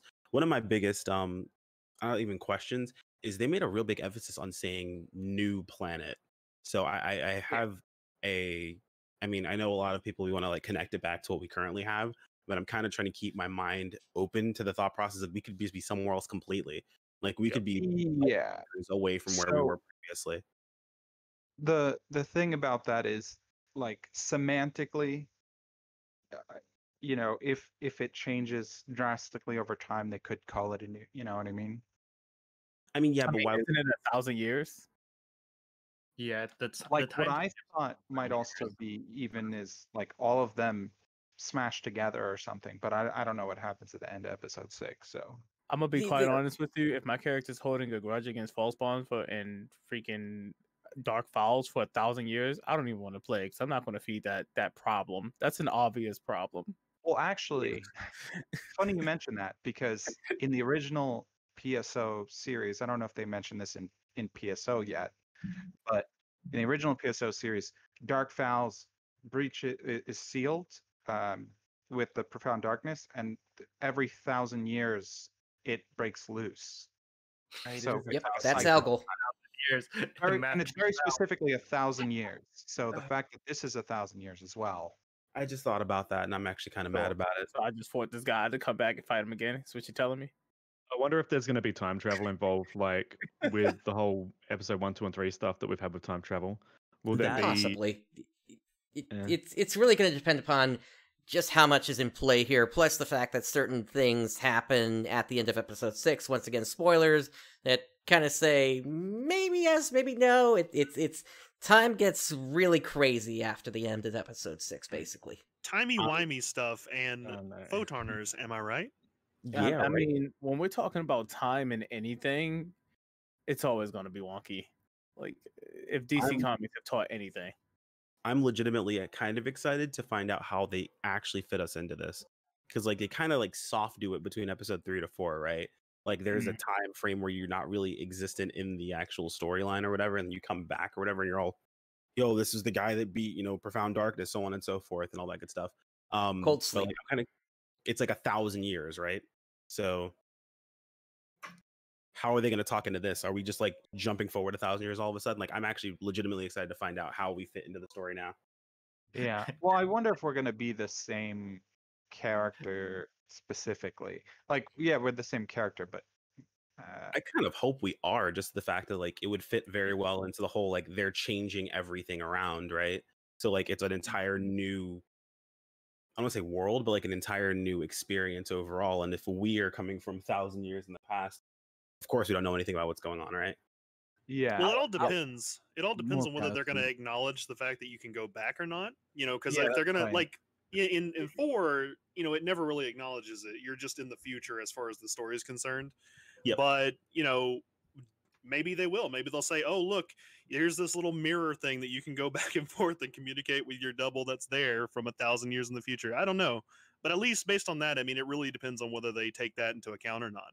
I mean, For sure. on JP, technically, you can go back and forth in a way. It's one of the things when you're choosing your episodes. Yeah, you can do that on NA now too. Yeah. Oh, you can now. Okay, go. The entire Yeah. premise, the story of episode 1 through 3 technically is something called the omnibus, and it's actually explained by a character in episode 5 that it's actually a retelling of a story that we'd already been through, and it was their way of getting rid of the old Matterboard system. So it'd be interesting to see. It's more so I'm kind of hoping that we're tied into it. Not so much like being able to go back and forth between the two, just as a reason for us being there in the first place, because we're the same character, right? Like we're keeping our characters. I feel like that's a decent way to actually move us into that new storyline. Yeah, it almost More seems like we're definitely cryo-sleep? going to be our own characters, but that, you know, again, I don't know if it's going to be something like the story's going to actually acknowledge that you can go change it back. Like, I don't think 5 actually, or 4, episode 4 and all that stuff actually acknowledges that you can go back to episode 1, 2, and 3. It just kind of assumes that you're kind of there as far as your place in the story. So, yeah, maybe we cryo sleep another 1,000 years. Maybe we got some more, you know, dark fowls on the loose inside our blood. We're all turning into beasts and stuff. Now, Yep. what would be nice, I would like to see, because, you know, Xenoverse did this back, and this is probably like the only thing I liked about Xenoverse, like literally the only thing, was that when Xenoverse 2 came out, they actually had your character from Xenoverse 1 come back in time, or come back into the future, excuse me. And then this character was now like the champion, was like the Time Patrol warrior of the year. And they glorified this character. And you're like, oh man, that was me once upon a time, and I made a whole new character now. Or, you know, now most people would just be like, oh, this is like the old me and this is the new me, however you want to put it. I would love for them to do some work between the two PSOs, because we can swap into them as easy as just swapping blocks.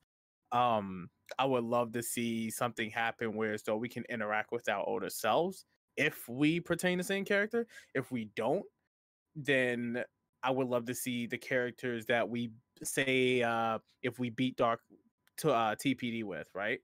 Whatever we were wearing at that time, that character makes an appearance in the future. That'd be sick. Yeah. And had some input to the story. That would be amazing, because then that would actually add some form of credibility to being able to swap between PSO2 and then PSO2 New Genesis, and it makes it a little more interactive and interesting as well. Take that forward a bit. Maybe you are that guy, the person in 1,000 years in the future. Maybe that is you, and the reason the way they explain, you know, having these new classes and having to start from scratch is that you just have amnesia or something. Yo, I just like, okay, so that whole thought process just kind of messed with me, right? So think of the thought process that you had about Xenoverse, right? By the way, I actually also love that about Xenoverse, was seeing my old character in a giant statue looking all edgy and dumb. Yes. Great. Yes. Warrior. About that. But like, and this is of course is jumping into possibilities, but like how amazing would it be that like all of our exploits from episodes 1 through 6, right, are remembered by those arcs, and you know, we're kind of like, we're tossed to history, but in reality we disappeared after the events of episode 6, and they move us into the story of us showing up in NGS. Everyone knows what we did, like our exploits or whatever, but like for us it had been like, you know, the same amount of time overall. How crazy. Yeah, I love the idea of you walking up to your old statue. You don't know who it is because you're completely out of it from 1,000 years cryo sleep, and you go, man, that guy looks like a douche. Like, or even just the fact that everyone's like, oh, this guy's amazing. Like, you know, everyone is talking about this one person or whatever, and no one's acknowledging that that's technically even just you. Like from that time frame. I love that'd be sick. What if like we step into the block changer and we just teleport forward 1,000 years? That's it, dude. Awesome. Yeah. That's basically how it's supposed to work. Character, dude, it teleports forward. We're gone. What if that's the story? You just walked into the block changer one day and you disappeared. And no one knew what happened to you. Dude, that was what I was thinking. Like I had this whole story, like one of those Star Trek episodes. The Heisenberg compensator is on the fritz. Like imagine how you said that PD kind of releases itself every 1,000 years, and it's like now you're in a new world, you're a whole new character, and PD's re-released, and so you have to go back in time to your old PSO2, and you have to figure out how did your old character defeat PD so that you can have that same success in your time period, so that your time period doesn't get this show. I got this all in my brain now. It's here.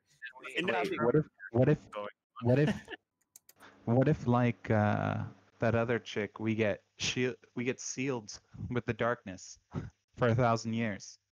What if PD was good and it just stands for police department? Listen. Wow. All right. There's another possibility that could be in play here, and it is possible that this could be a descendant of ours that is walking around 1,000 years in the future, and it's possible we may already know what their name is as well. They may be called Aquilos, and Aquilos is a name that's referenced in Idola Phantasy Star Saga as sort of being the god that visited Vandor and brought the ARKS technology to that world. So we got to blame this guy. This is who we need to go fight. Yeah, it's his fault. It's that guy. Get him. All right, so we're going to fight this guy. Have we heard from Black yet? Oh, I'm curious. Is Black around? What's up? Black What are your thoughts? You guys have done a good job summarizing everything I could think of. I just really want to see more photon arts, the skill system fleshed out a little bit more, maybe the skill trees and more classes. But it just seems like really bare bones right now. I really want to see more. More areas, more everything. Yeah, I want to see Hunter get their Blaze Parry again still. What are thoughts? I honestly think that's what the counter was. I'm sorry. I was gonna say, what are thoughts on skill trees moving forward? I've always thought that was kind of like a.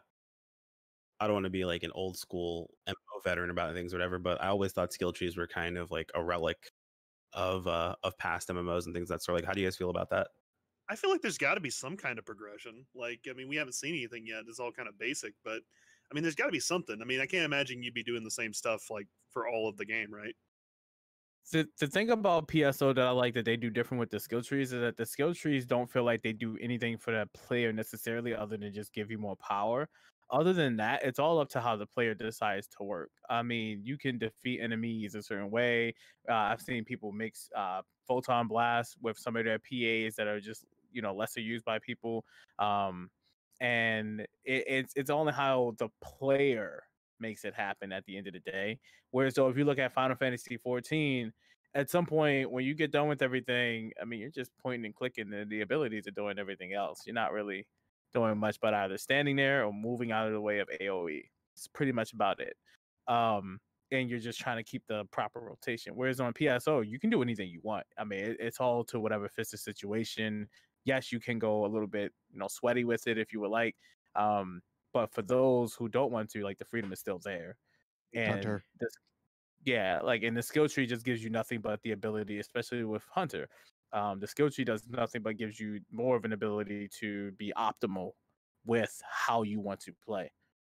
So I think they do skill trees a little bit different. I like it. It doesn't feel like my character's tied to it. If I were to completely eliminate my entire skill tree, I would still be playing the same. It wouldn't change a bit. Mm-hmm. I would say maybe keep the skill trees, but make it so that you can switch them on the fly as long as you're not in a combat zone. And you don't have to pay star gems or AC to switch it. They'll probably be More simplified. skill trees. Oh, you go. Sorry. What? Oh, I said they're probably gonna be simplified, and they're probably gonna be like more like stances you can pick, or like certain elemental lines or something you can pick. Or I don't even know, but like it'll probably be like 3 different like cards or something you can pick from, and down those different cards you can spec into different things. I'm trying to think of a reference to give you guys for this, but I just hope it's like streamlined, and it probably will be if it even is there. That's the problem we've had with World of Warcraft as well. Like World of Warcraft, the problem with skill trees is that they always end up becoming a meta, and people just choose the same option for everything. Exactly. And I don't know, maybe they need to. It's always a hard balance because people are always going to min max. Yeah, I think that's kind of unavoidable, especially with this, because I mean, even we have PAs now. I mean, we still have PAs. Sorry, we didn't just get them, but we have PAs. I mean, what if one PA is better than the other? People just start spamming that all day. I mean, it's hard to really avoid, especially in a game where what ultimately matters is your damage numbers. Yep. Did you just tell me to live my life and do whatever I wanted to do? How dare you? Do what you Wait, want. well, You can be a braver bouncer if you want, buddy. I believe in you. Listen, no, please don't Don't do tell it. me this because I'll do it. I believe in you, buddy. I did Braver Gunner. I'll do this. I think Karepi was Red going to say Mage something as well. Dragoon. Oh, What were you I going was to just- say? that might be something similar to Monster Hunter World. Like, does that game have skill trees? No. No. Right. No. Everything's Thinking- tied to the weapons. Skill tree is just how you upgrade your weapon and how it looks. It Like, kind of basically has a skill. fixes. I mean, not like traditional skill trees, but you do have like skills and they level up and Yeah. depending on the types of weapons you have. So I mean, basically they're like a fixes. Well, they're Yeah, built. yeah. Decoration. if you know what I mean. What Shift about, and focus for a second. Like, what about? And I know they didn't mention this, and I know they said before they're not going to have them, but personal quarters, alliance quarters, those things. they'll have I can't something. imagine that we're not going to have some. Yeah, they have to have some version of it, and they got this big, beautiful world. What are we going to do? We're going to have Rust clone. We're going to like set up our bases everywhere. We're going to have little instance housings on the side of a cliff somewhere. What are we doing? It'd be like Final I don't know Fantasy about that. 14, where there's a set amount of Possibly. housing available. Yeah.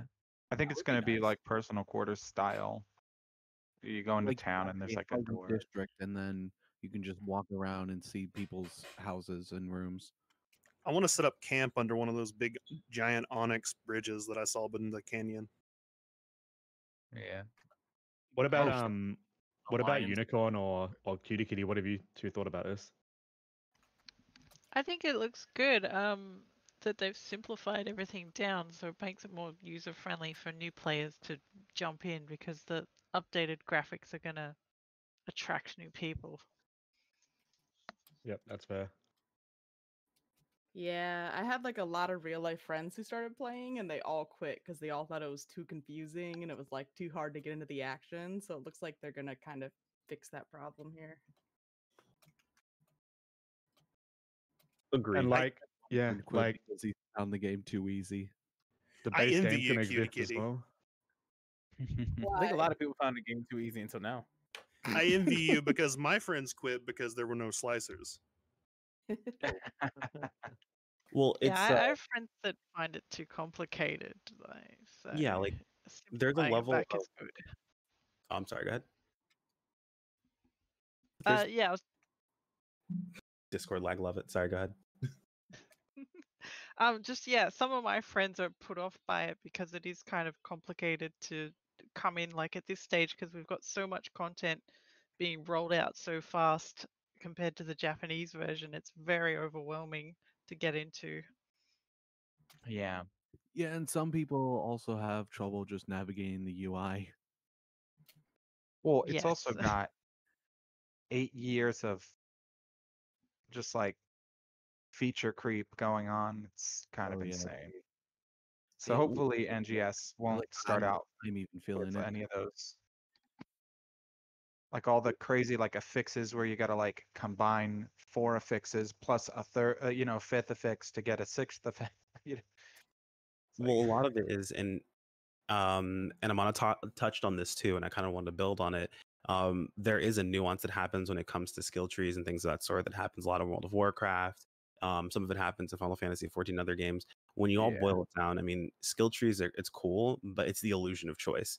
I think you have a choice of what you actually want to go with as far as your build goes, and there's always going to be a mathematical best choice in those situations.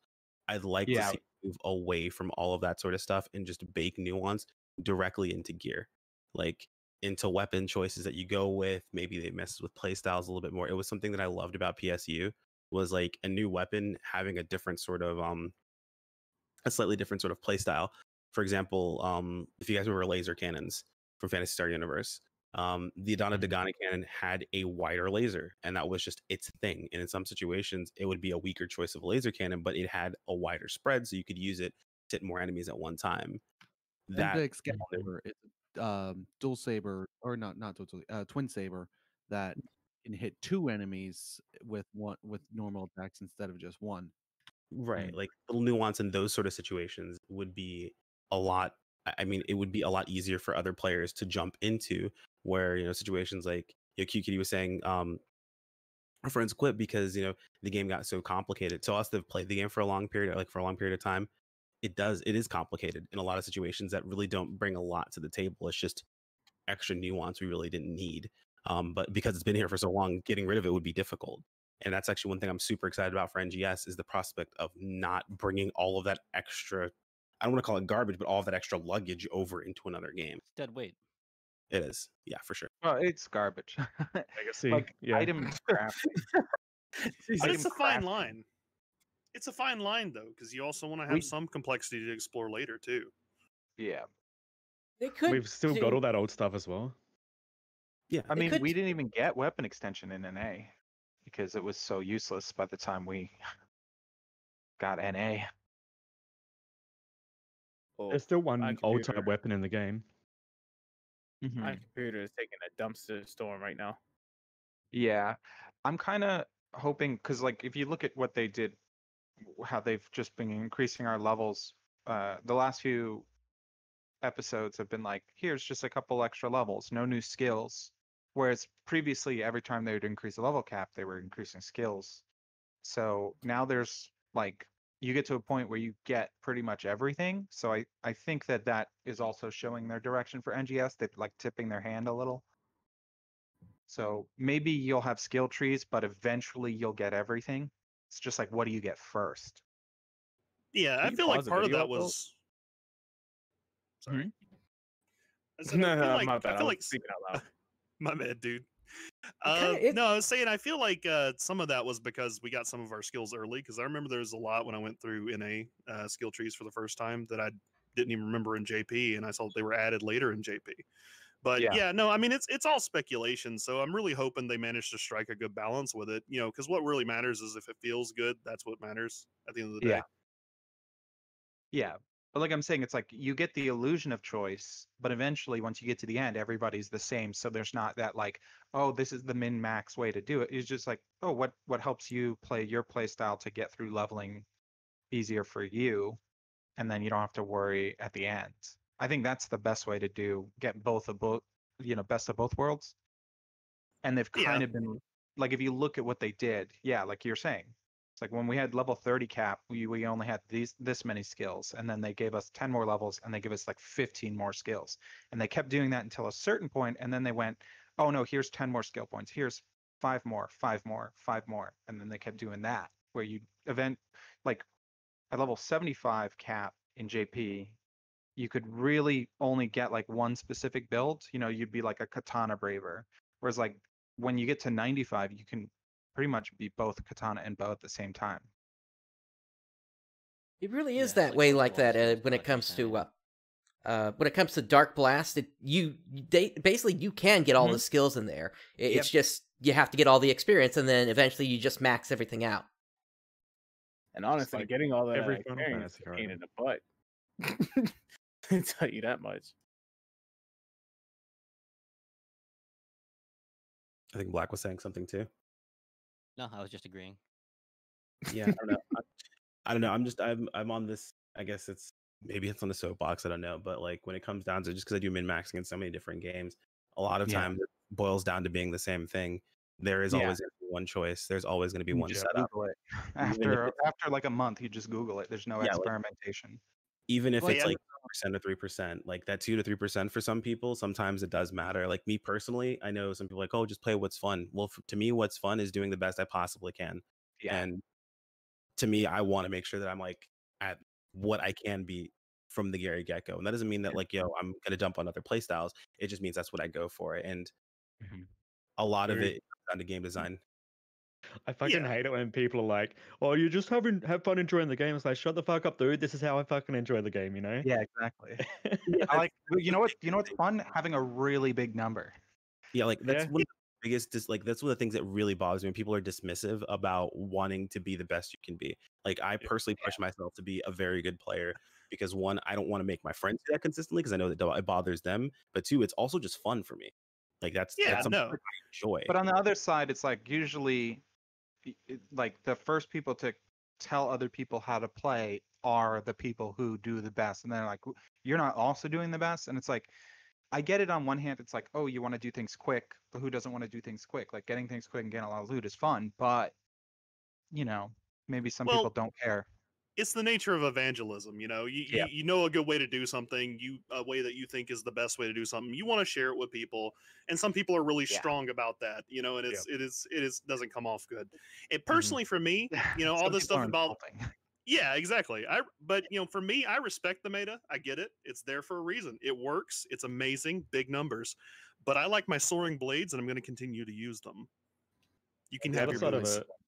The other side of it as well, when people do like criticize, like you shouldn't do it this way, a lot of the time it really just comes down to people having this, like, I don't know if it's like against authority, but someone telling someone that this is a better way to do something, people just like get like their spines come out and they're like, no, I'm playing it my way, kind of thing. So I think sometimes there's also a defensive mechanism. It's absolutely meta. And I think it's something that's built on old systems like skill trees and nuances where you put all these other situations where, to be honest, a lot of it are traps for players. Like, how many of you guys, when you first started playing, absolutely destroyed your mag? Oh, dude, so many people. So many people came into PSO2 thinking it was going to be like PSO1 and going for the mag evolution, but they didn't realize it actually just made your mag basically just like a floating trash can like next to your head. Yeah, I fed that thing everything I picked up. You want to know the worst part? Back in the day, it cost a lot more XQs to fix your mag. So it's the point where you couldn't. You just had to buy a new one. It was ridiculous, and like that's what I want to remove. That's part of what I want to remove for players overall. Like, I feel like it's just. I mean, I'm not saying, hey, look, everyone should be the same and like join the same meta, but like those traps, and I'm sorry to say it, a lot of situations, skill trees are also trapped. Like they attack plus. Like, you think, oh, just put points into attack up because that's how it works out. When then you find out that the actual damage formula doesn't actually favor just flat attack bonuses from skill trees the same way it favors it from like ability or from units and weapons and things of that sort. And like, as a player, I've learned that, but I don't feel like everyone should have to.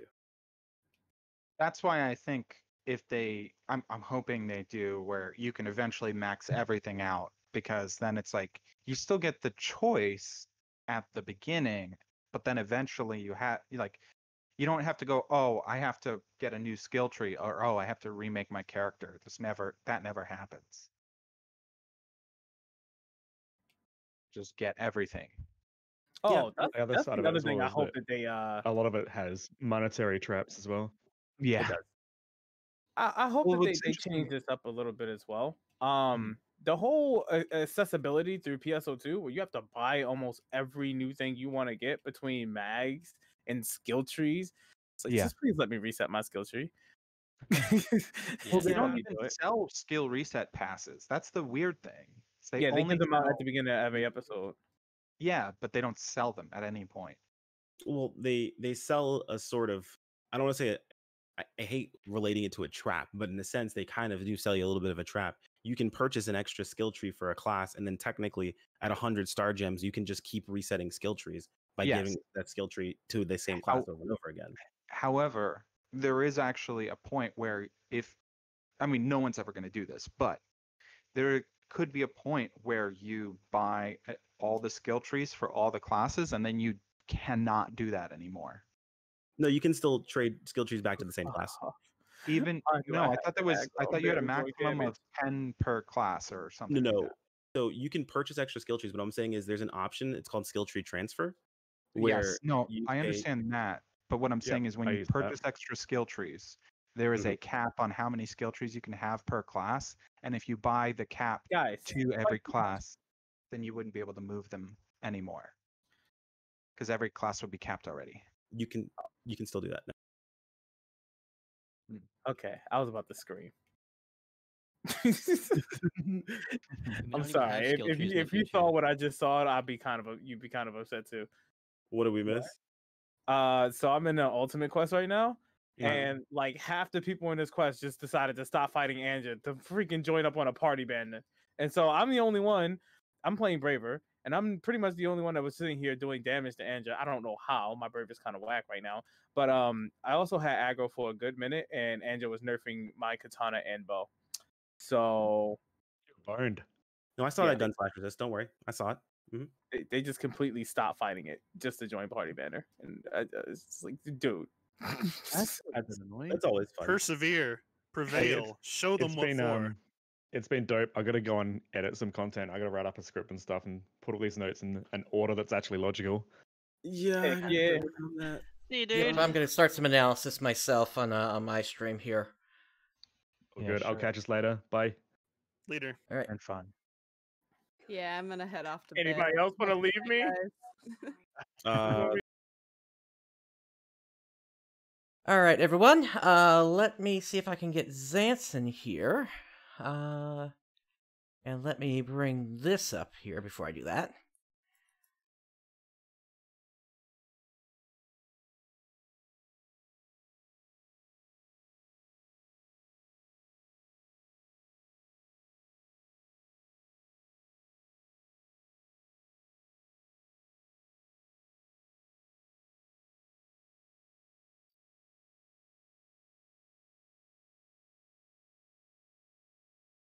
All right, they're not immediately responding here, but hopefully they'll be able to hop in soon enough here.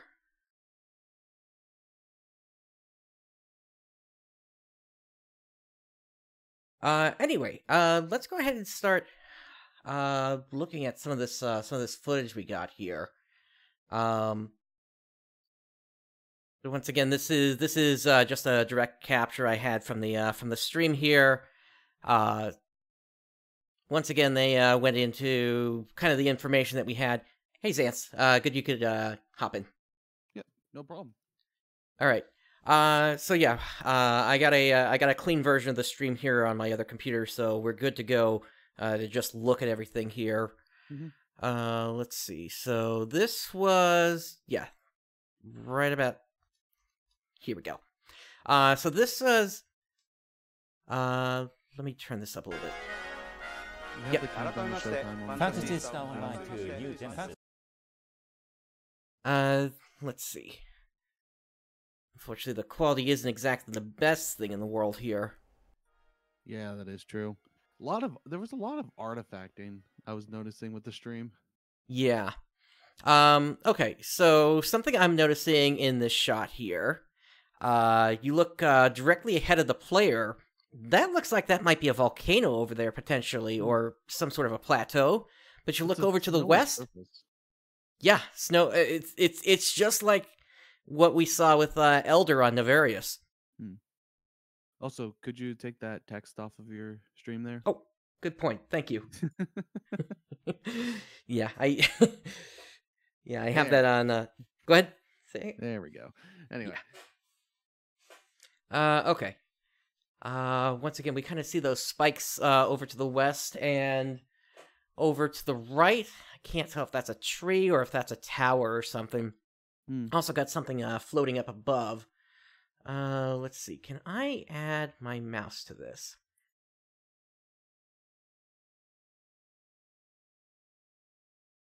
Yeah, now you can see it. So we got something floating up here. We got a tower to the right. Here's that volcano I was saying a moment ago here. And here's that snowy area. So it looks like it's just going to be different biomes that we then travel to.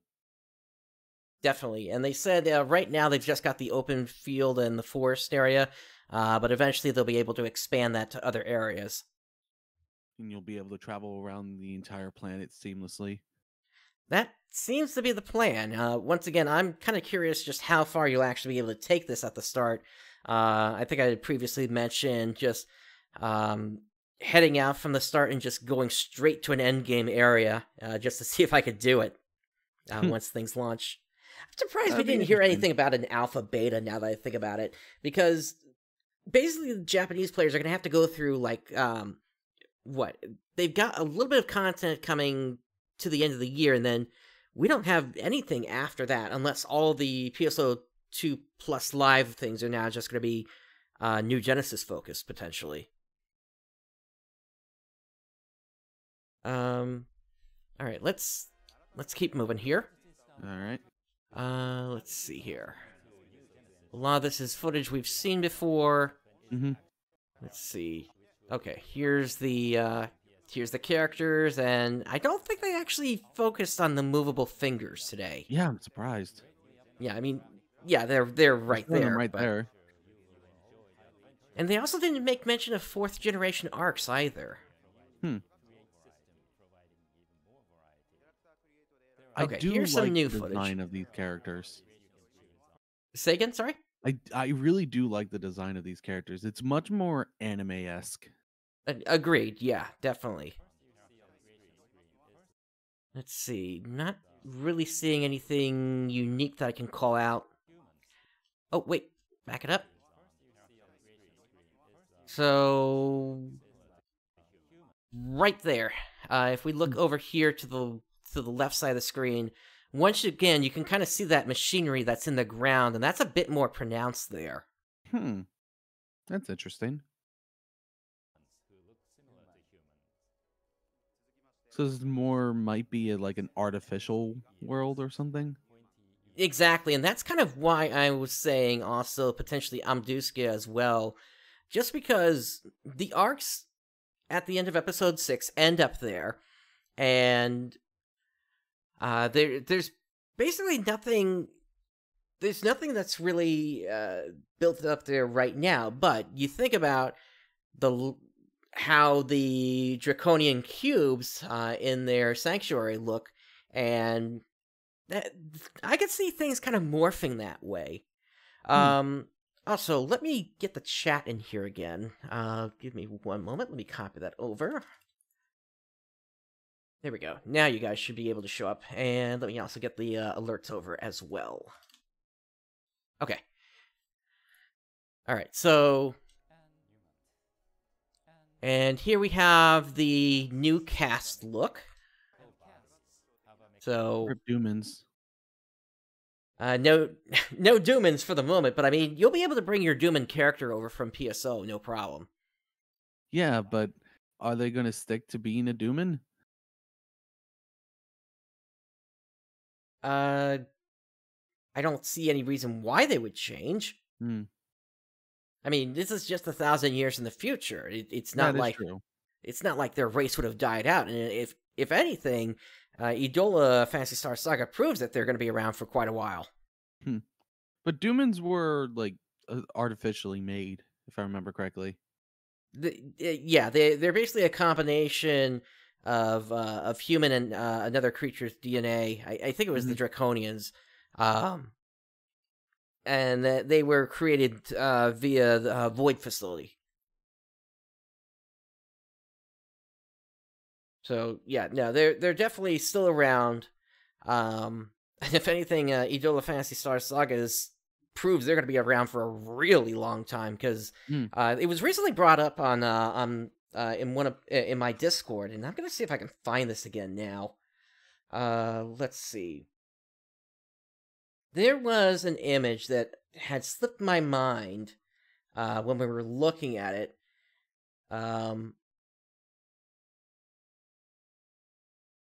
Where is that? Okay, let me bring up the browser again.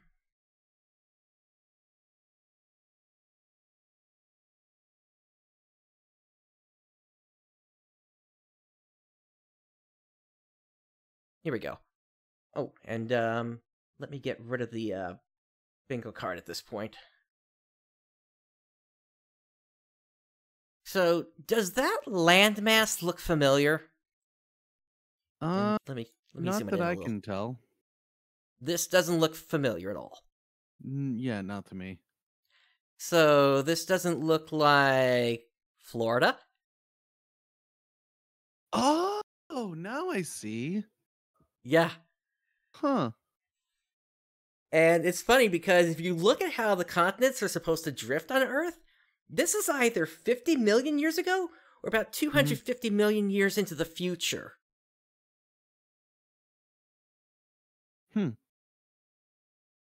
So, yeah, that was hats off to Arwen for noticing that one. That one completely escaped my mind.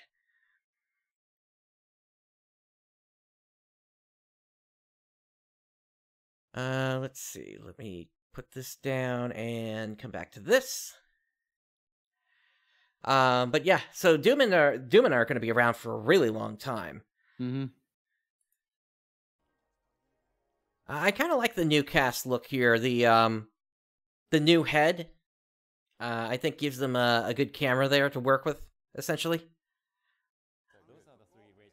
And then here we got our Ash stand-in running around. Same with the female Newman. And okay, so even back here, we could actually see what they were doing with the trees there, in that's basically a gathering point. Yeah, they're fruits. Exactly. I wonder if the cooking's going to be any more involved than it was previously. I don't know. All right, let's skip ahead to the next one.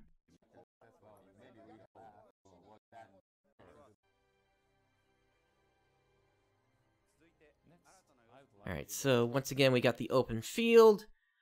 Didn't get an explanation about the road sign, so I guess we'll have to see how that's going to play out. Yeah. It's nice to see how all the grass is moving and everything.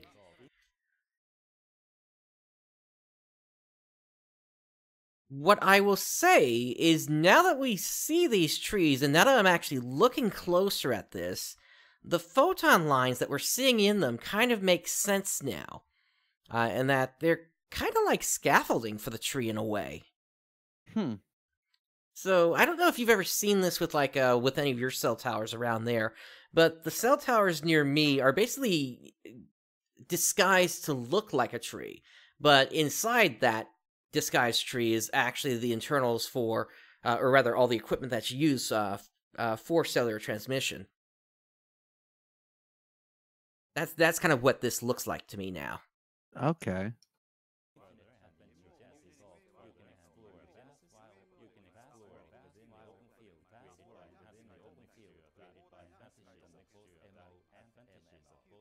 Let me turn this up a little bit here. In the previous PSO2, each area was an independent closed space. However, in the New Genesis,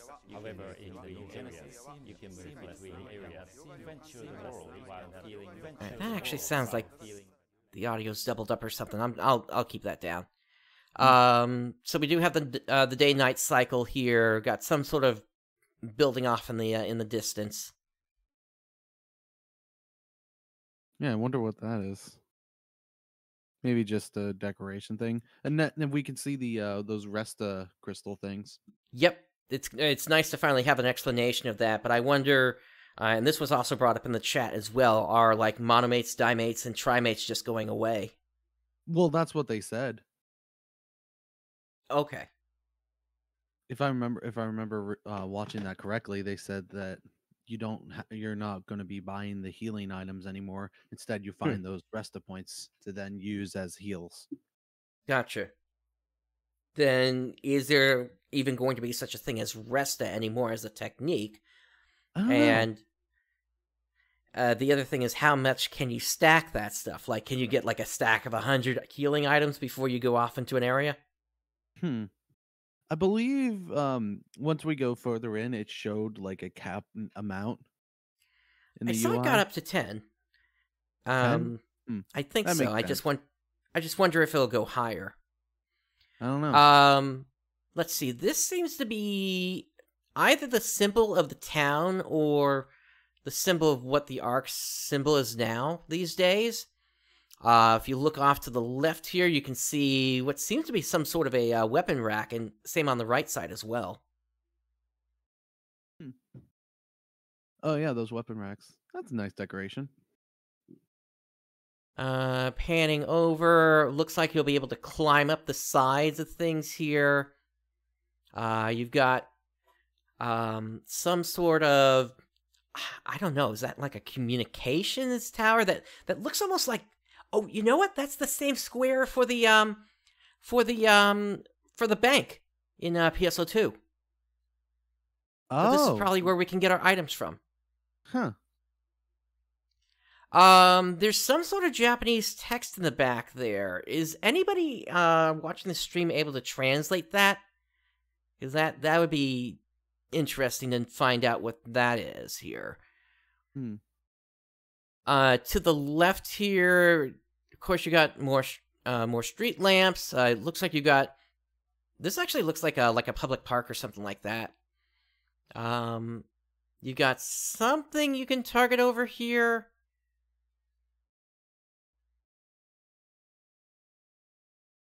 Even more things. This is looking sort of like your downtown shopping area, actually.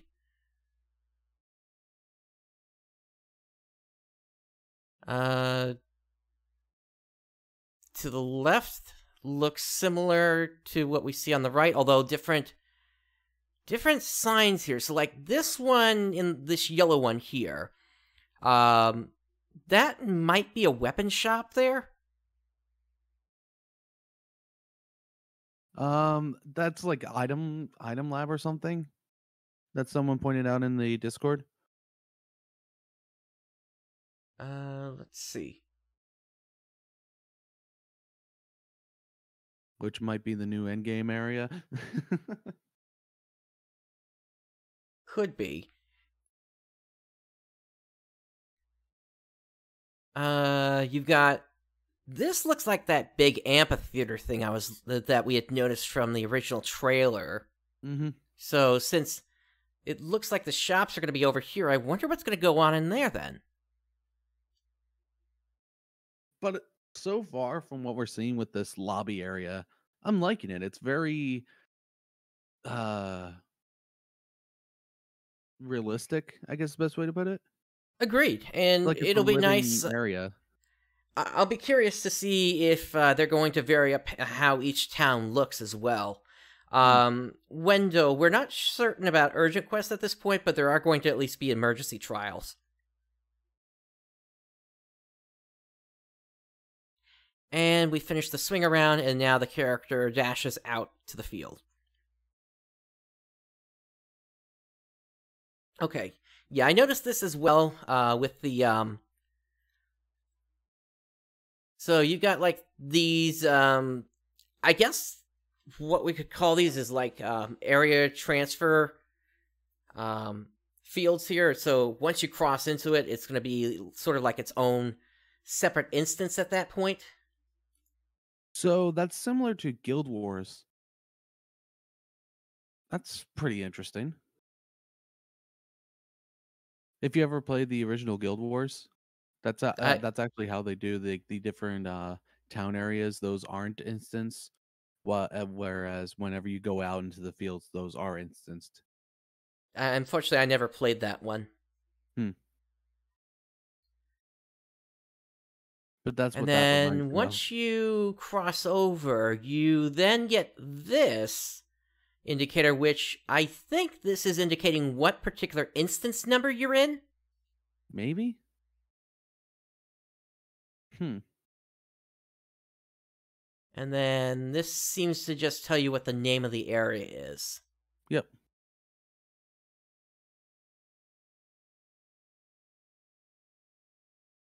And that walking animation, oh, that's so smooth. Yep. And then you got a whole party over here.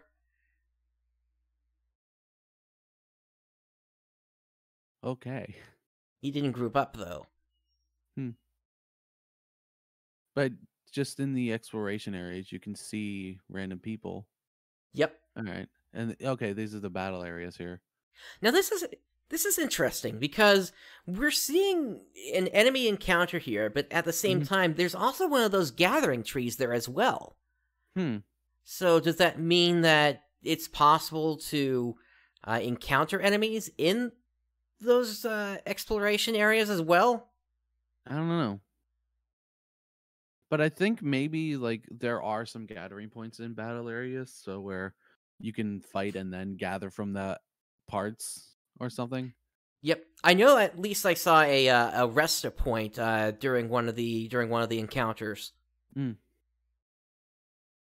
here they're going into the day-night cycle again, which just I love it. Looks so nice. Yep, everything starts to glow at night.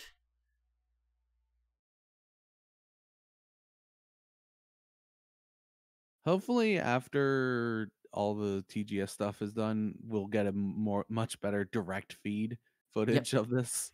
Yep. Speaking of weather, we got rain as well as lightning. Nice.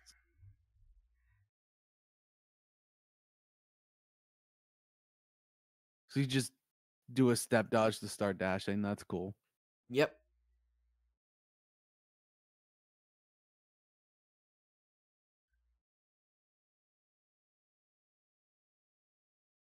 And I like this heightened mobility that everyone has now. Yep, completely agree.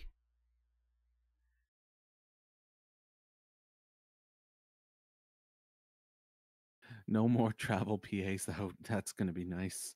Oh, yeah. Now, are you going to have to hold the button down to keep running? I don't know. I hope it's a toggle. I hope so, too. And then showing off the gliding here. Yep. So I'm guessing you'd probably just hold down the jump button after you do the double jump. Probably, yeah. And there's one of the non-doll enemies. Mm-hmm.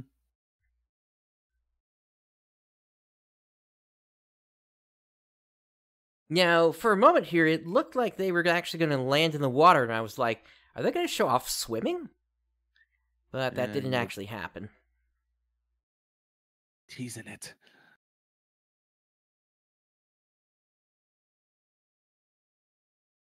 Yeah, because it looks like they were about to land in the water there. Nope. And then here's that rest a point. Mm-hmm. So by gathering those up, it basically just replaces monomates. Yep. Now you're going to have to gather and then actually use it. Yep. And that was also interesting. So apparently the UI will go away at points here. Or you can manually do it or something. I don't know. I guess. Because I know you can manually do it in PSO2 normally. Yep. And take a look at this. We didn't see this before, but there's this little line that's building up here on top of That's this. the photon burst, it looks like. Yeah, whatever. I guess that's going to be the complex PA now. Maybe. Also, there's no animation for when using the rest of the thing. Oh yeah, so that's going to be very PSU like rather than it being PSO2 like. And I appreciate that so much more. Agreed. And that's all they showed off for that part. Yep. And King Cosma, thank you for the follow there. Speaking of follows, I need to shout out a couple of other people here. Let's see. King Cosma, Mr. Slam, Armored Squirrel, and Work to Game. Thank you all for your follows earlier. Alright, let's move on to the next one. Whoop, backing it up. Here we go. So this is where they show off the Hunter gameplay. So that's Rising Slash, and then there does seem to be at least a little bit more directionality in how some of these attacks are working. Mm-hmm. And the animation's so fluid. Yep. Nova Strike is there. And you do seem to float a bit while you're charging up attacks rather than slowing down. And it doesn't look like there's any like the gear. That's it. This is interesting because to me this looks like this doll is actually holding that weapon there rather than it being something that's actually built into its body. Mm-hmm. Oh yeah, it's holding that rifle because you can see it was reloading it. Exactly. And I made this comment as well. It seems like all dolls have those tentacles on them. Wonder what's that for. I don't know. Maybe it's like Avatar with the Navi. Maybe. Then we got this, I don't know what it's actually called, but I want to call it a Del Biter.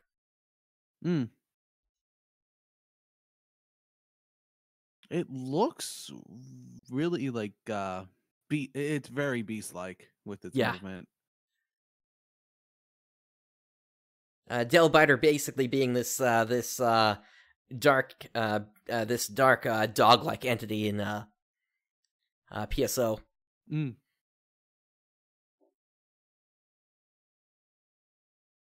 So it's a 5-hit combo with Hunter. You also have the Hunter Guard, which does a counter as well. Yep. And then you could follow that up with the last hit of the combo. That's cool. Yep. And that 5-hit combo is actually very similar to the Elder form of the Dark Blast. Hmm. Oh yeah, it is, because it rises up and then slashes down. Exactly. We're just not jumping that high up. Mm-hmm. And the step counter as well. That's nice. Yep. Part of the reason why I absolutely love playing Hero.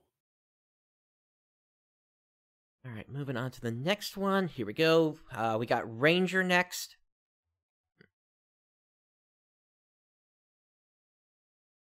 There we go. Now, some Ranger of those, is very interesting. It's a lot more mobile, just like everything I'm seeing with this so far.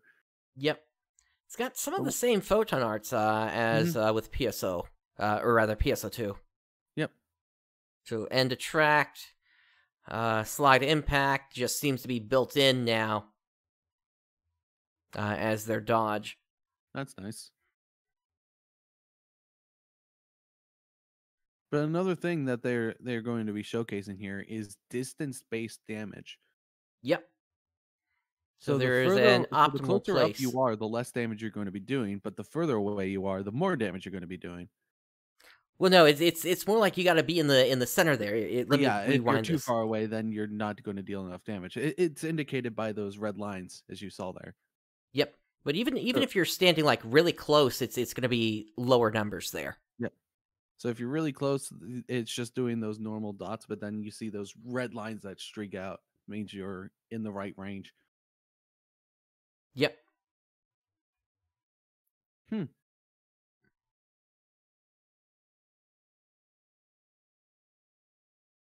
So you want to do the sliding impact to get into the right range, so then you can just wail on it. Yep.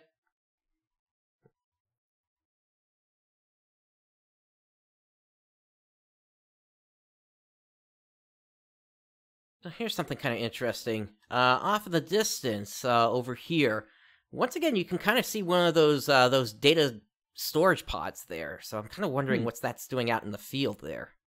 I don't know. Maybe being able to change your storage out while in the field instead of having to go back to the lobby. I guess that makes sense. Also, the over-the-shoulder view.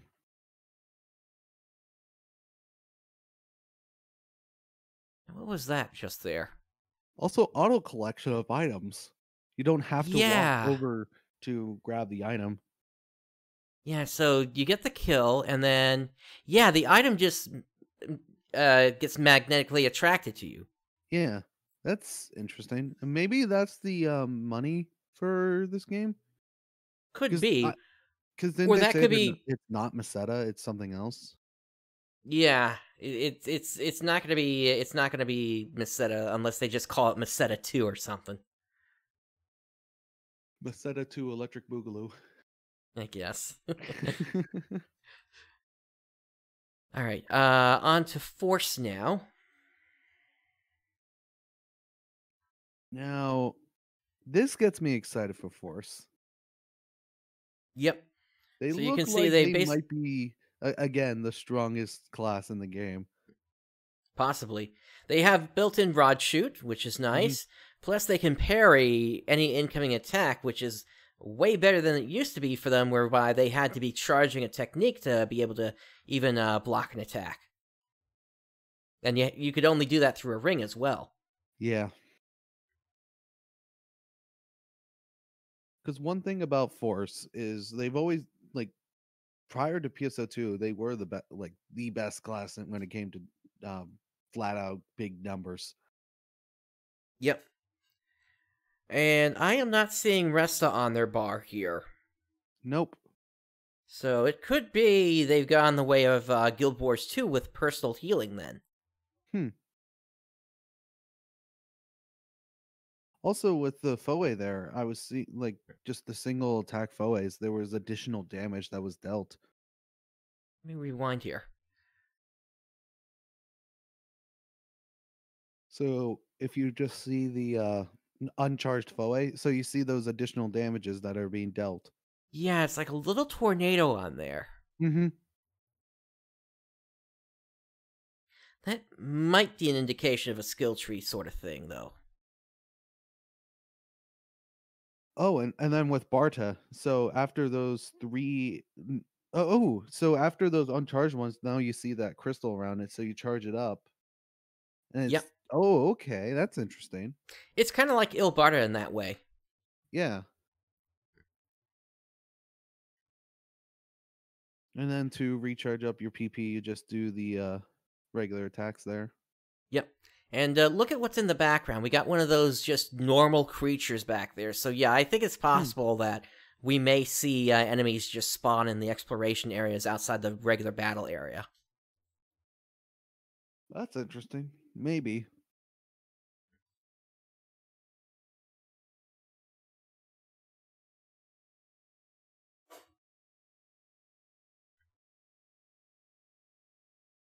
But yeah, forces now being able to just guard on command. That's really nice. Yep. It's basically the same as Etoile. Yep.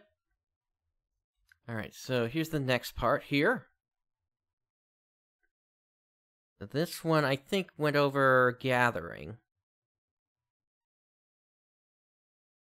Or maybe not. Yeah, it went over the two different zones, the exploration zones and the battle zones. Yeah. Okay.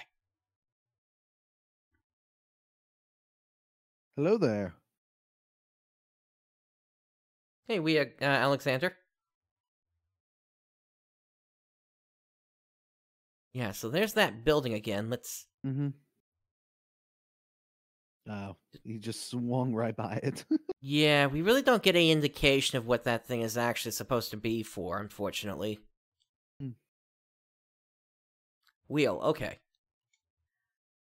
Okay, so yeah, climb up into the tree here. And you'll grab a fruit. Yep. Now, I wonder if there's going to be any sort of, like, real actual cooking aspect to this, or if it's just going to be Franco's Cafe all over again. And then when it came to just finding these random docile monsters out that you could just fight and harvest from, that reminded me a lot of Monster Hunter. Yep. I agree, or even to a degree, Breath of the Wild. Yeah, you could say that as well. Just showing how seamlessly you can just go to the different harvest points, grab the stuff, and then fight some random monster. Yep. And you can even get experience off of them, so yep. If players aren't feeling up to it right at the start, they could start with these guys, I guess.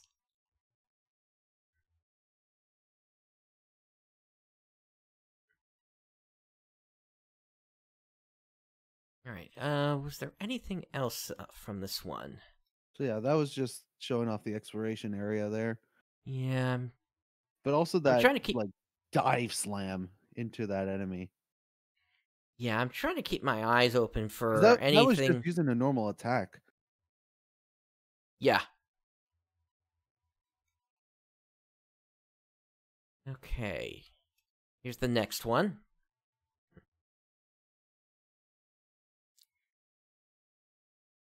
So this is showing partying up with different people. It didn't show, like, the menus you went through in order to party up. Right. Sadly.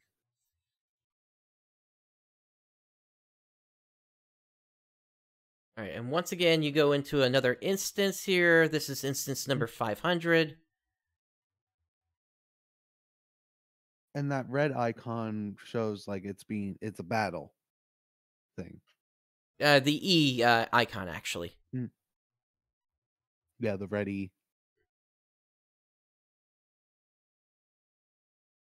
And then those E's there, it's showing where enemies are so you can fight them.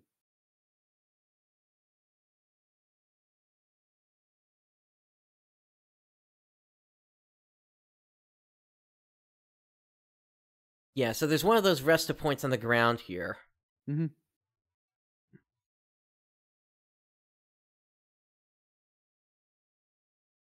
Also, auto words are a thing. That's great. Yep. All right, now they're headed over to a trial. And there's no announcer saying emergency. God. It's possible they just haven't found the voice yet.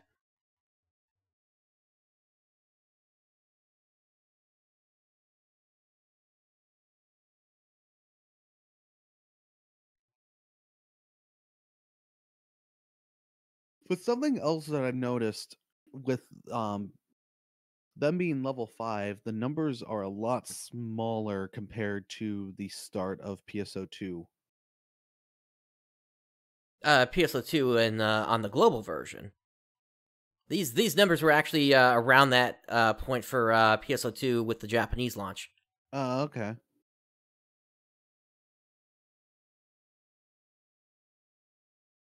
Yeah, and I think that's part of what drove all this as well. The fact that Sega needed to do a stat squish, essentially. Number crunch is what it's called. They've been dealing with the 999 damage cap for a long time, and now that players are just doing over 1 million thanks to like divide quests and things like that, and the game can't properly display that. It big numbers and computers don't mix well. Nope. Oh, and to your point, let's see. Yeah, some more item got collected there. Mm-hmm. See, they get automatically collected. Yep.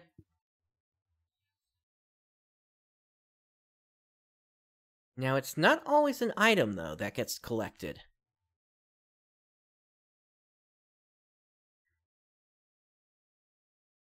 Hunter getting katanas like in PSO1? Is that a thing? Not that I'm aware of.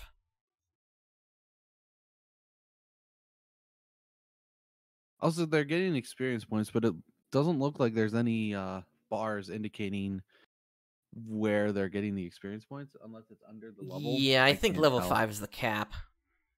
Well, the cap for just showing off this demo. Yep. It might be the bar that's right under level there.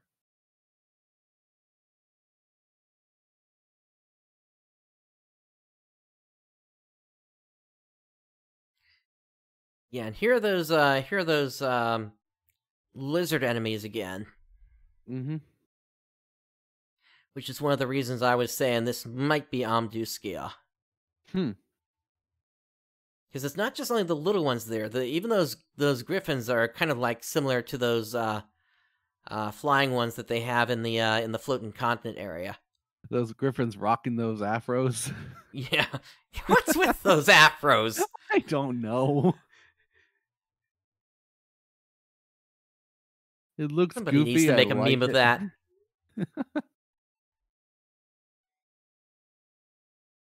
So the blue numbers might be the crits. Could be. That would be the same with PSO2. Yep. Take a look at this. We got a cast using a hunter weapon here. Oh yeah, we do. They did not lock them to just the classes portrayed here. All right, here's another trial. Also, just showing how, like, the mobility just makes Force so much better. Oh, so everyone could do just that slam attack then? From the I guess so. And here's the big chungus of the of this. Looks like they're absorbing damage if you hit them in their belly there. Yeah, it looks like it. So you have to attack their back. Yep. There it is. So you saw those blue numbers there, right? I so 61, think so. 54 there. I'm guessing those are probably crits, much like how it is in PSO2. Yeah, and then red is you're either not doing any damage or you took damage. Yep. Oh, red is you're taking damage. and then green's the healing. So yeah, it's just like PSO2. Okay, and you're able to freeze these guys. Oh, that's pretty cool. So using the different elements on enemies actually has a neat effect. Yep.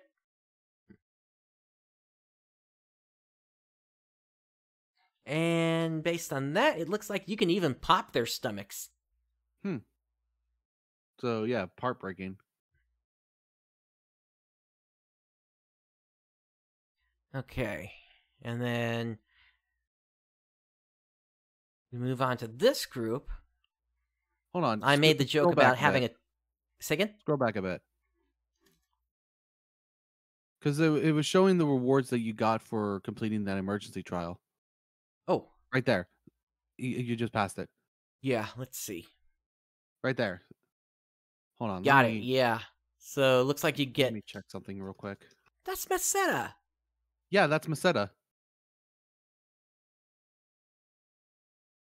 Okay, Meseta, so 1000. then I get... Meseta 2, Electric Boogaloo. So yeah, it is just Meseta.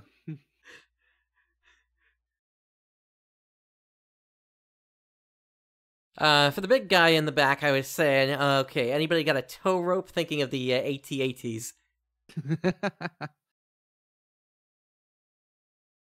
Oh, geez, yeah, that is big. And now here showing off the new camera, I believe, at this point. Or is it the next fight that they show that off?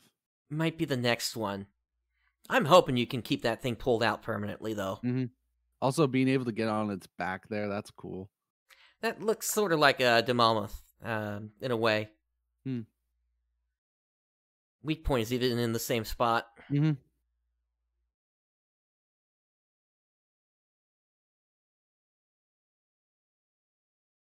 And then here's the current that carries you up.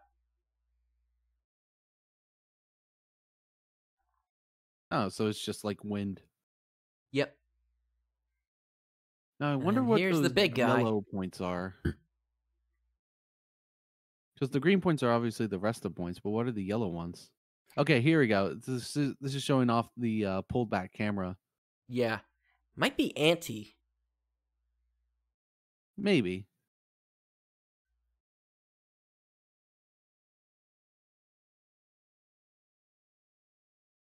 So yeah, with the camera pulled out, now you can see more of the monster, so you can easily dodge the attacks a lot better. Agreed. This is sorely needed in PSO2. Mm-hmm. I hope they port this back. I really hope so too. It's a shame they didn't show any of the new graphics engine today for PSO2. True. Also, didn't show too much of the lobby. Right. That's something I really want to see more of, especially when it comes to like, is there going to be like player houses or something? That's kind of what I was hoping to get a translation on earlier. That thing I pointed out. Mm-hmm. Because that could, if the text is reading like that, then yeah, that could be player housing there. Of course, we got the aggro It would make phase. more sense to have that with the openness nature of this game. Yep.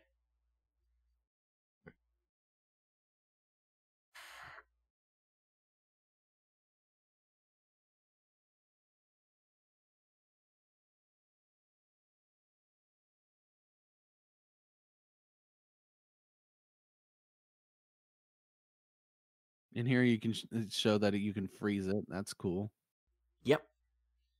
And then Hunter's showing off the photon blast thing. Yep, that looks like Imperial Cleave. Mm-hmm.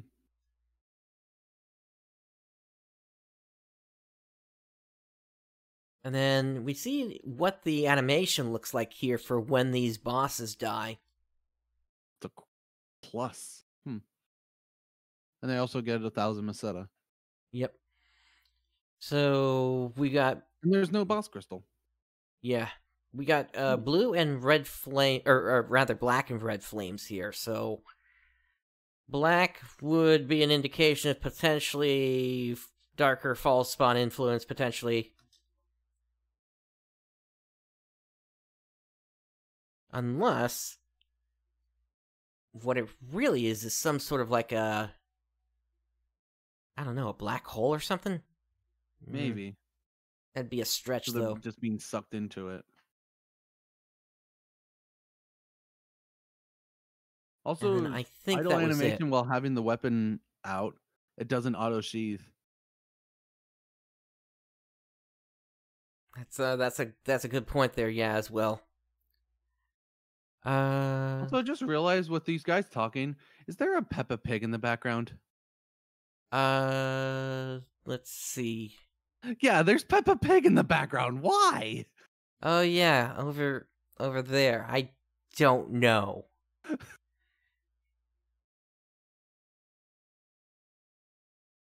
Okay. Yeah, that doesn't make any sense. I mean, Sonic, don't okay, get that it. makes sense. But why Peppa Pig? Oh, maybe they're gonna get hungry and cook her up later.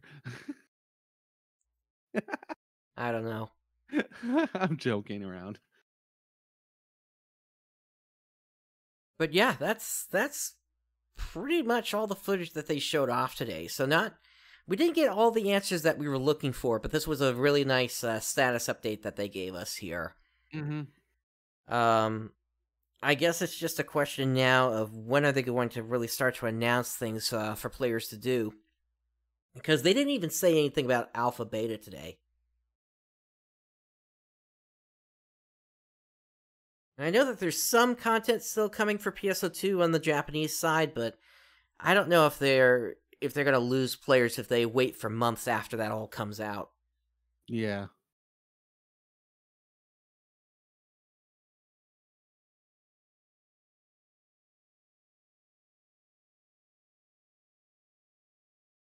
Yeah, this is all just really interesting here. Trying to think if there's anything else that we need to go over here, but I mean, this was a very straightforward thing that they did here today in the end. Mm-hmm.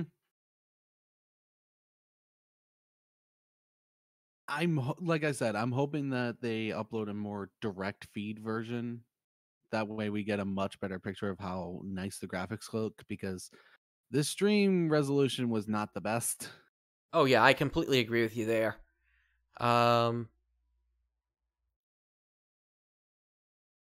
Yeah, I mean, the streamed version is online, but that doesn't give us full resolution here. Mm-hmm. Like I need to see this at 1080p to truly see how much better the graphics look compared to PSO2. Because I can already tell, but I just need it in its full definition. Yep. Or even 4K or something. Yeah. Well, in 4K, like my monitors aren't 4K, so 1080p is enough for me. And I've got a 1440p, but you get better resolution out of things, lesser anti-aliasing and such. Yeah, true.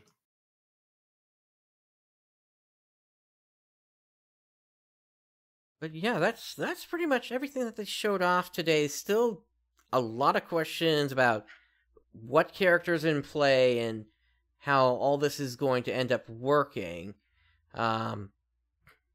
If I go back to my bingo card from earlier, I only got 4 out of the 24 spaces I had set up here. And that's surprising. They explained the white and yellow markers. They explained the day and night cycle. They showed off the new costumes. They showed off non-doll enemies. But like things like and this was a real surprise. Producer Sakai not appearing. Mm-hmm. That's a real shame that he didn't show up here. And that now I'm really wondering if he's even attached to the project.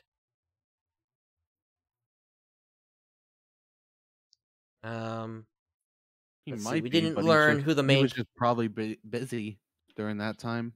It could be. It could be. We don't know who the main character is. They were never named. Never learned anything about the subspace vehicle. Xiao did not make an appearance. nothing about weapons potentially burning out. So that's Or that swapping was that. classes. Say again? Or swapping classes. Agreed. We don't have a launch date. They didn't show off the new graphics for the original PSO2. They didn't make any mention of on the fly class switching. No mention of Dark Falls controlling the dolls. None of the characters died during the gameplay session, which was a real surprise because that sort of became a thing that you saw in every single trailer for a while in PSO2. No planet name revealed. No connectivity with the rest of the series. They didn't go into the road signs, nor any customization for the movable fingers. I know. They didn't show off any new accessories. They didn't say anything about a simultaneous launch or potentially it having crossplay between the Japanese and global servers. They didn't really explain what was up with the photon lines in the tree, but I guess maybe you could kind of count that. Just now that we know that they're sort of a scaffolding in the trees. As far as I'm aware, and I tried to give myself a really easy one with this one, I didn't see any flying birds anywhere. Yeah, same. Minus the griffins with the afros. Do you want to count them as birds? Nah.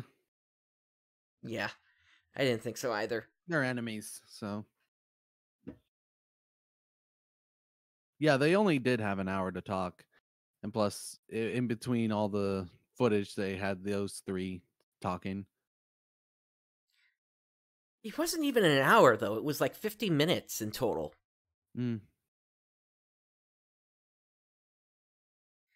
Well, hopefully we'll get another update sometime in October or November, where they'll actually be able to give us some more information about when things are going to alpha beta and then launch from there. Because yeah, the big worry is on the Japanese side. Those players are not going to have any content for some time now, aside from just regular game content. There's not going to really be any story tied to it now. It's more like they're just going to be sort of in this holding pattern of, okay, you got all your seasonal events coming up, so you're probably going to have your Christmas event. Kuna's going to be singing her Eternal Encore Christmas version.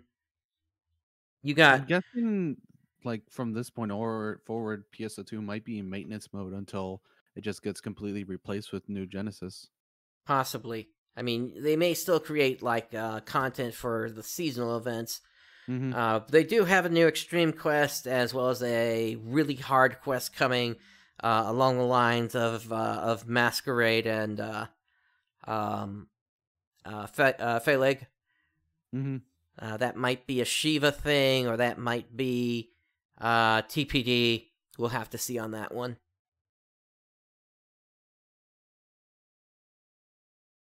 But yeah, I wish there was more that we could talk about here, but there really isn't. This was a very straightforward thing.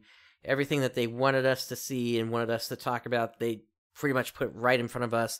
We only deviated like 2 or 3 times here today. So, was there anything else you wanted to say here, Zance? No, I think I've said everything that I could think of. And that's pretty much the same for me as well, so... yeah, I don't know what we're gonna do for Dawns ARKS tomorrow or Sunday, if... Should we... There hasn't been any news from anything else, so I'm wondering if maybe we should just call this Dawns ARKS at this point here. Yeah, I guess so. Yeah, we kind of already talked about everything here, so...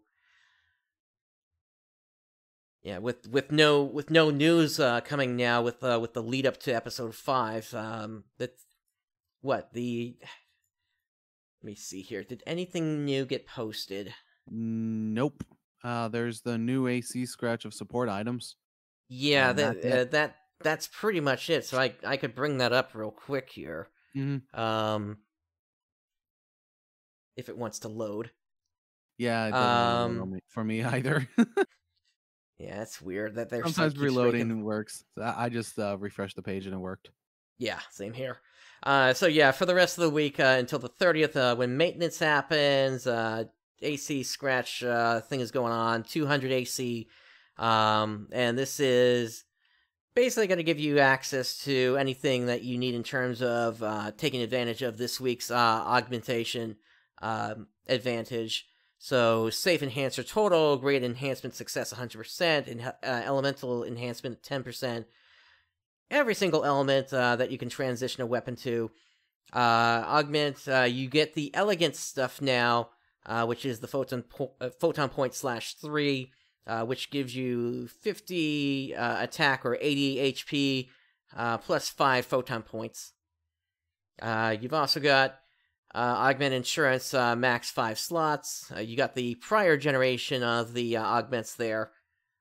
And then you've got some mag support devices here.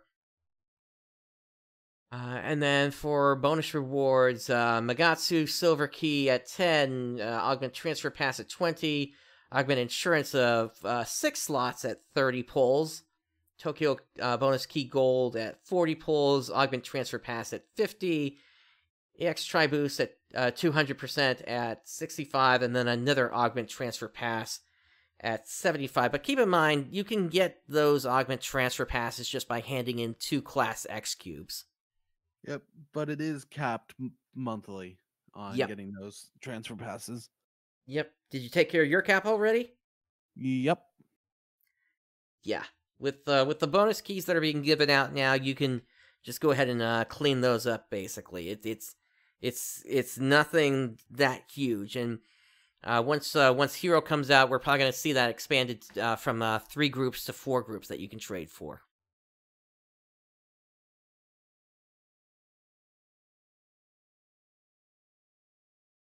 But yeah, episode 5 is just around the corner, as it says there. That's in 5 days, actually. Yeah.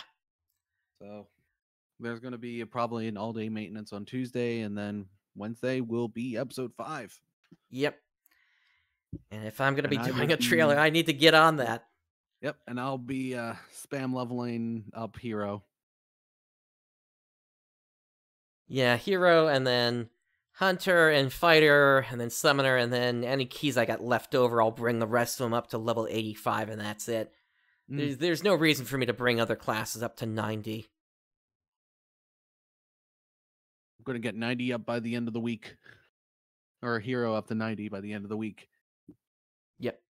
And Lord Samuel, I'm right there with you. Hunter is my main. I might, Hero and Bouncer are still gonna, Bouncer's still gonna be my main, but I like Hero, so. Yeah, we'll have to see. Plus, I already got a TMG from doing the limited quest. Nice. So, yeah, the Fornus Fugit. Sounds like swearing there was saying Fugit. Just Fugit. I guess so. And that actually, when it comes to subclass, that's the benefit of being a Scion class. You don't have to worry about subclass. Yep.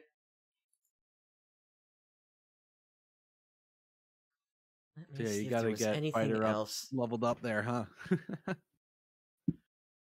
But yeah, that's the only new news from the global side, so.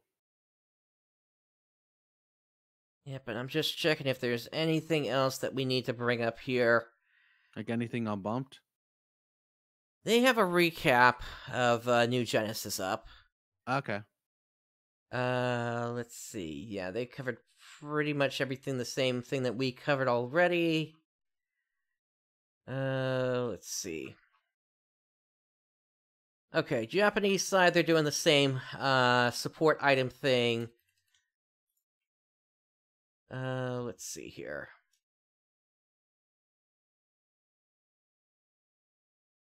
Did a recap here. And the support items selection, it's the same thing for us. Yep. Although they also add in the grand augments as well, which is the next step up from the Grace. Along with ability protection, 7 slots or lower. And for scratch bonuses, you can get mark receptors as well as exceed receptors. And then they had a maintenance. Yeah, they're getting a 15% fixed success bonus rather than just a 10%. The other thing that we don't have is the 20% off recycle shop thing. If that was in play, I would be recycling my my silver keys now. Yeah, same.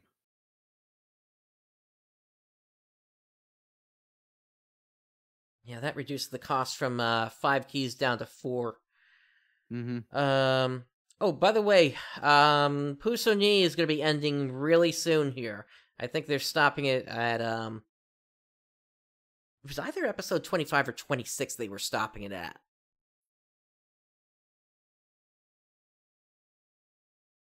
So you can say all the phrases, or say again. So you can say all the phrases, or you just the one. Yeah, you can say all the phrases. They expire next year in March. Huh. Doing a bonus on Sage Crests right now, so if you're looking to get a weapon over there, you're good to go. Screenshot contest for the Road to Luster. That goes until the end of this week. There's an Ultra Field boost going on, which gives you 300% extra experience, 250% rare drop rate, and 100% gathering fever rate.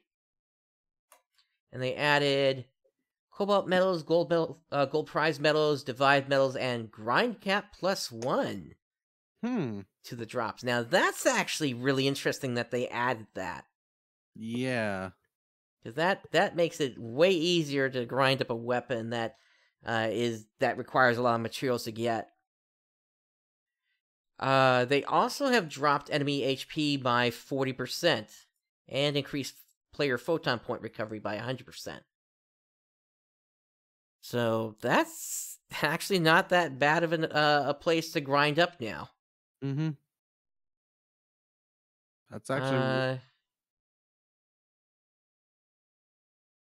And then they're still running the same missions that they were all along, but they've just added. They were adding missions starting on the 26th, and then added more on the 2nd and the 9th, and they're all going to go away on the 30th. Oh, you have like 100 try boost 50%. Let's see how many I have here, because I'm actually in the game right now. I can check.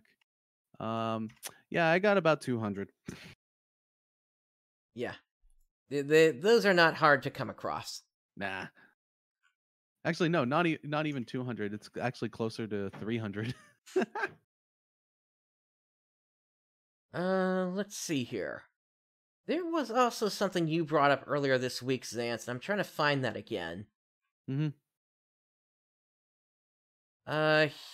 it is. So we got an update on the Phantasy Star Portable 2 Infinity Translation project. And so they showed off some new screenshots here with how they're changing some of the different I guess types or rather fonts, I guess. Yeah. And it's also just to make sure that all the text can actually fit. Yep, and so it all lines up as well here. You can see how that's like right justified over here now. And then they've also updated the tutorial images. Yeah, Jamroll's actually it personally updated those images. Yep. And then we've got the download quest. Yep. They're finally translated. Yep. Wonder which one of these is Gamaga, because that was like the really fun of all the download quests. Mm-hmm. And showing the different mission codes, which I believe it's like you make the enemies harder for the Infinity missions specifically. Yep.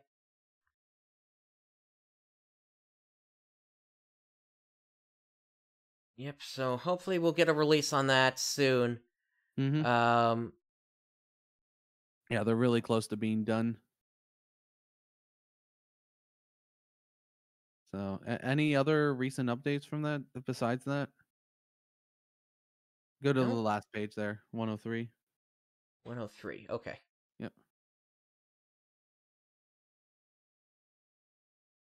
No, it doesn't look like it. All right.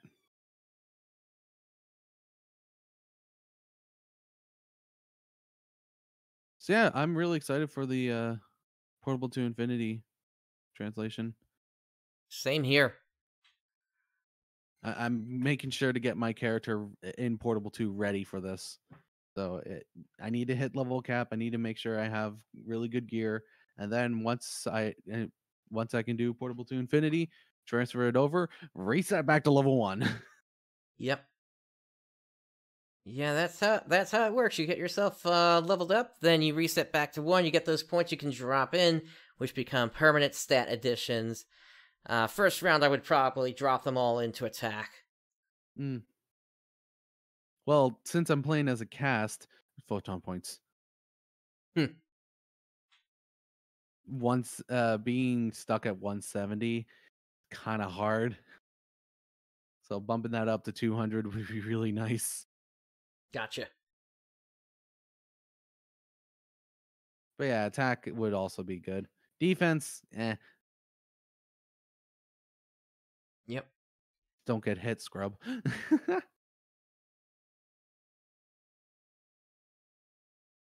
All right. Well, I think then, unless you got anything else, we'll go ahead and close things off here. Not that I can think of. All right. So while we didn't have our typical normal opening here, on behalf of Zance and myself, thank you for tuning in, everyone. Really, really big information out of Tokyo Game Show today, and we can only hope that there's going to be more information coming really, really soon. Yep, I'm really excited for New Genesis. Yep. So it's the thing we've been waiting for. Direct feed. Like I said, hopefully we get the direct feed so we can clearly see how much better this looks. Yep. So. In this case, day really has dawned because it was still dark for me when I started broadcasting. And have a great day, everyone. We hope to catch you again in the future again real soon. Yep. See you in episode 5. Yep.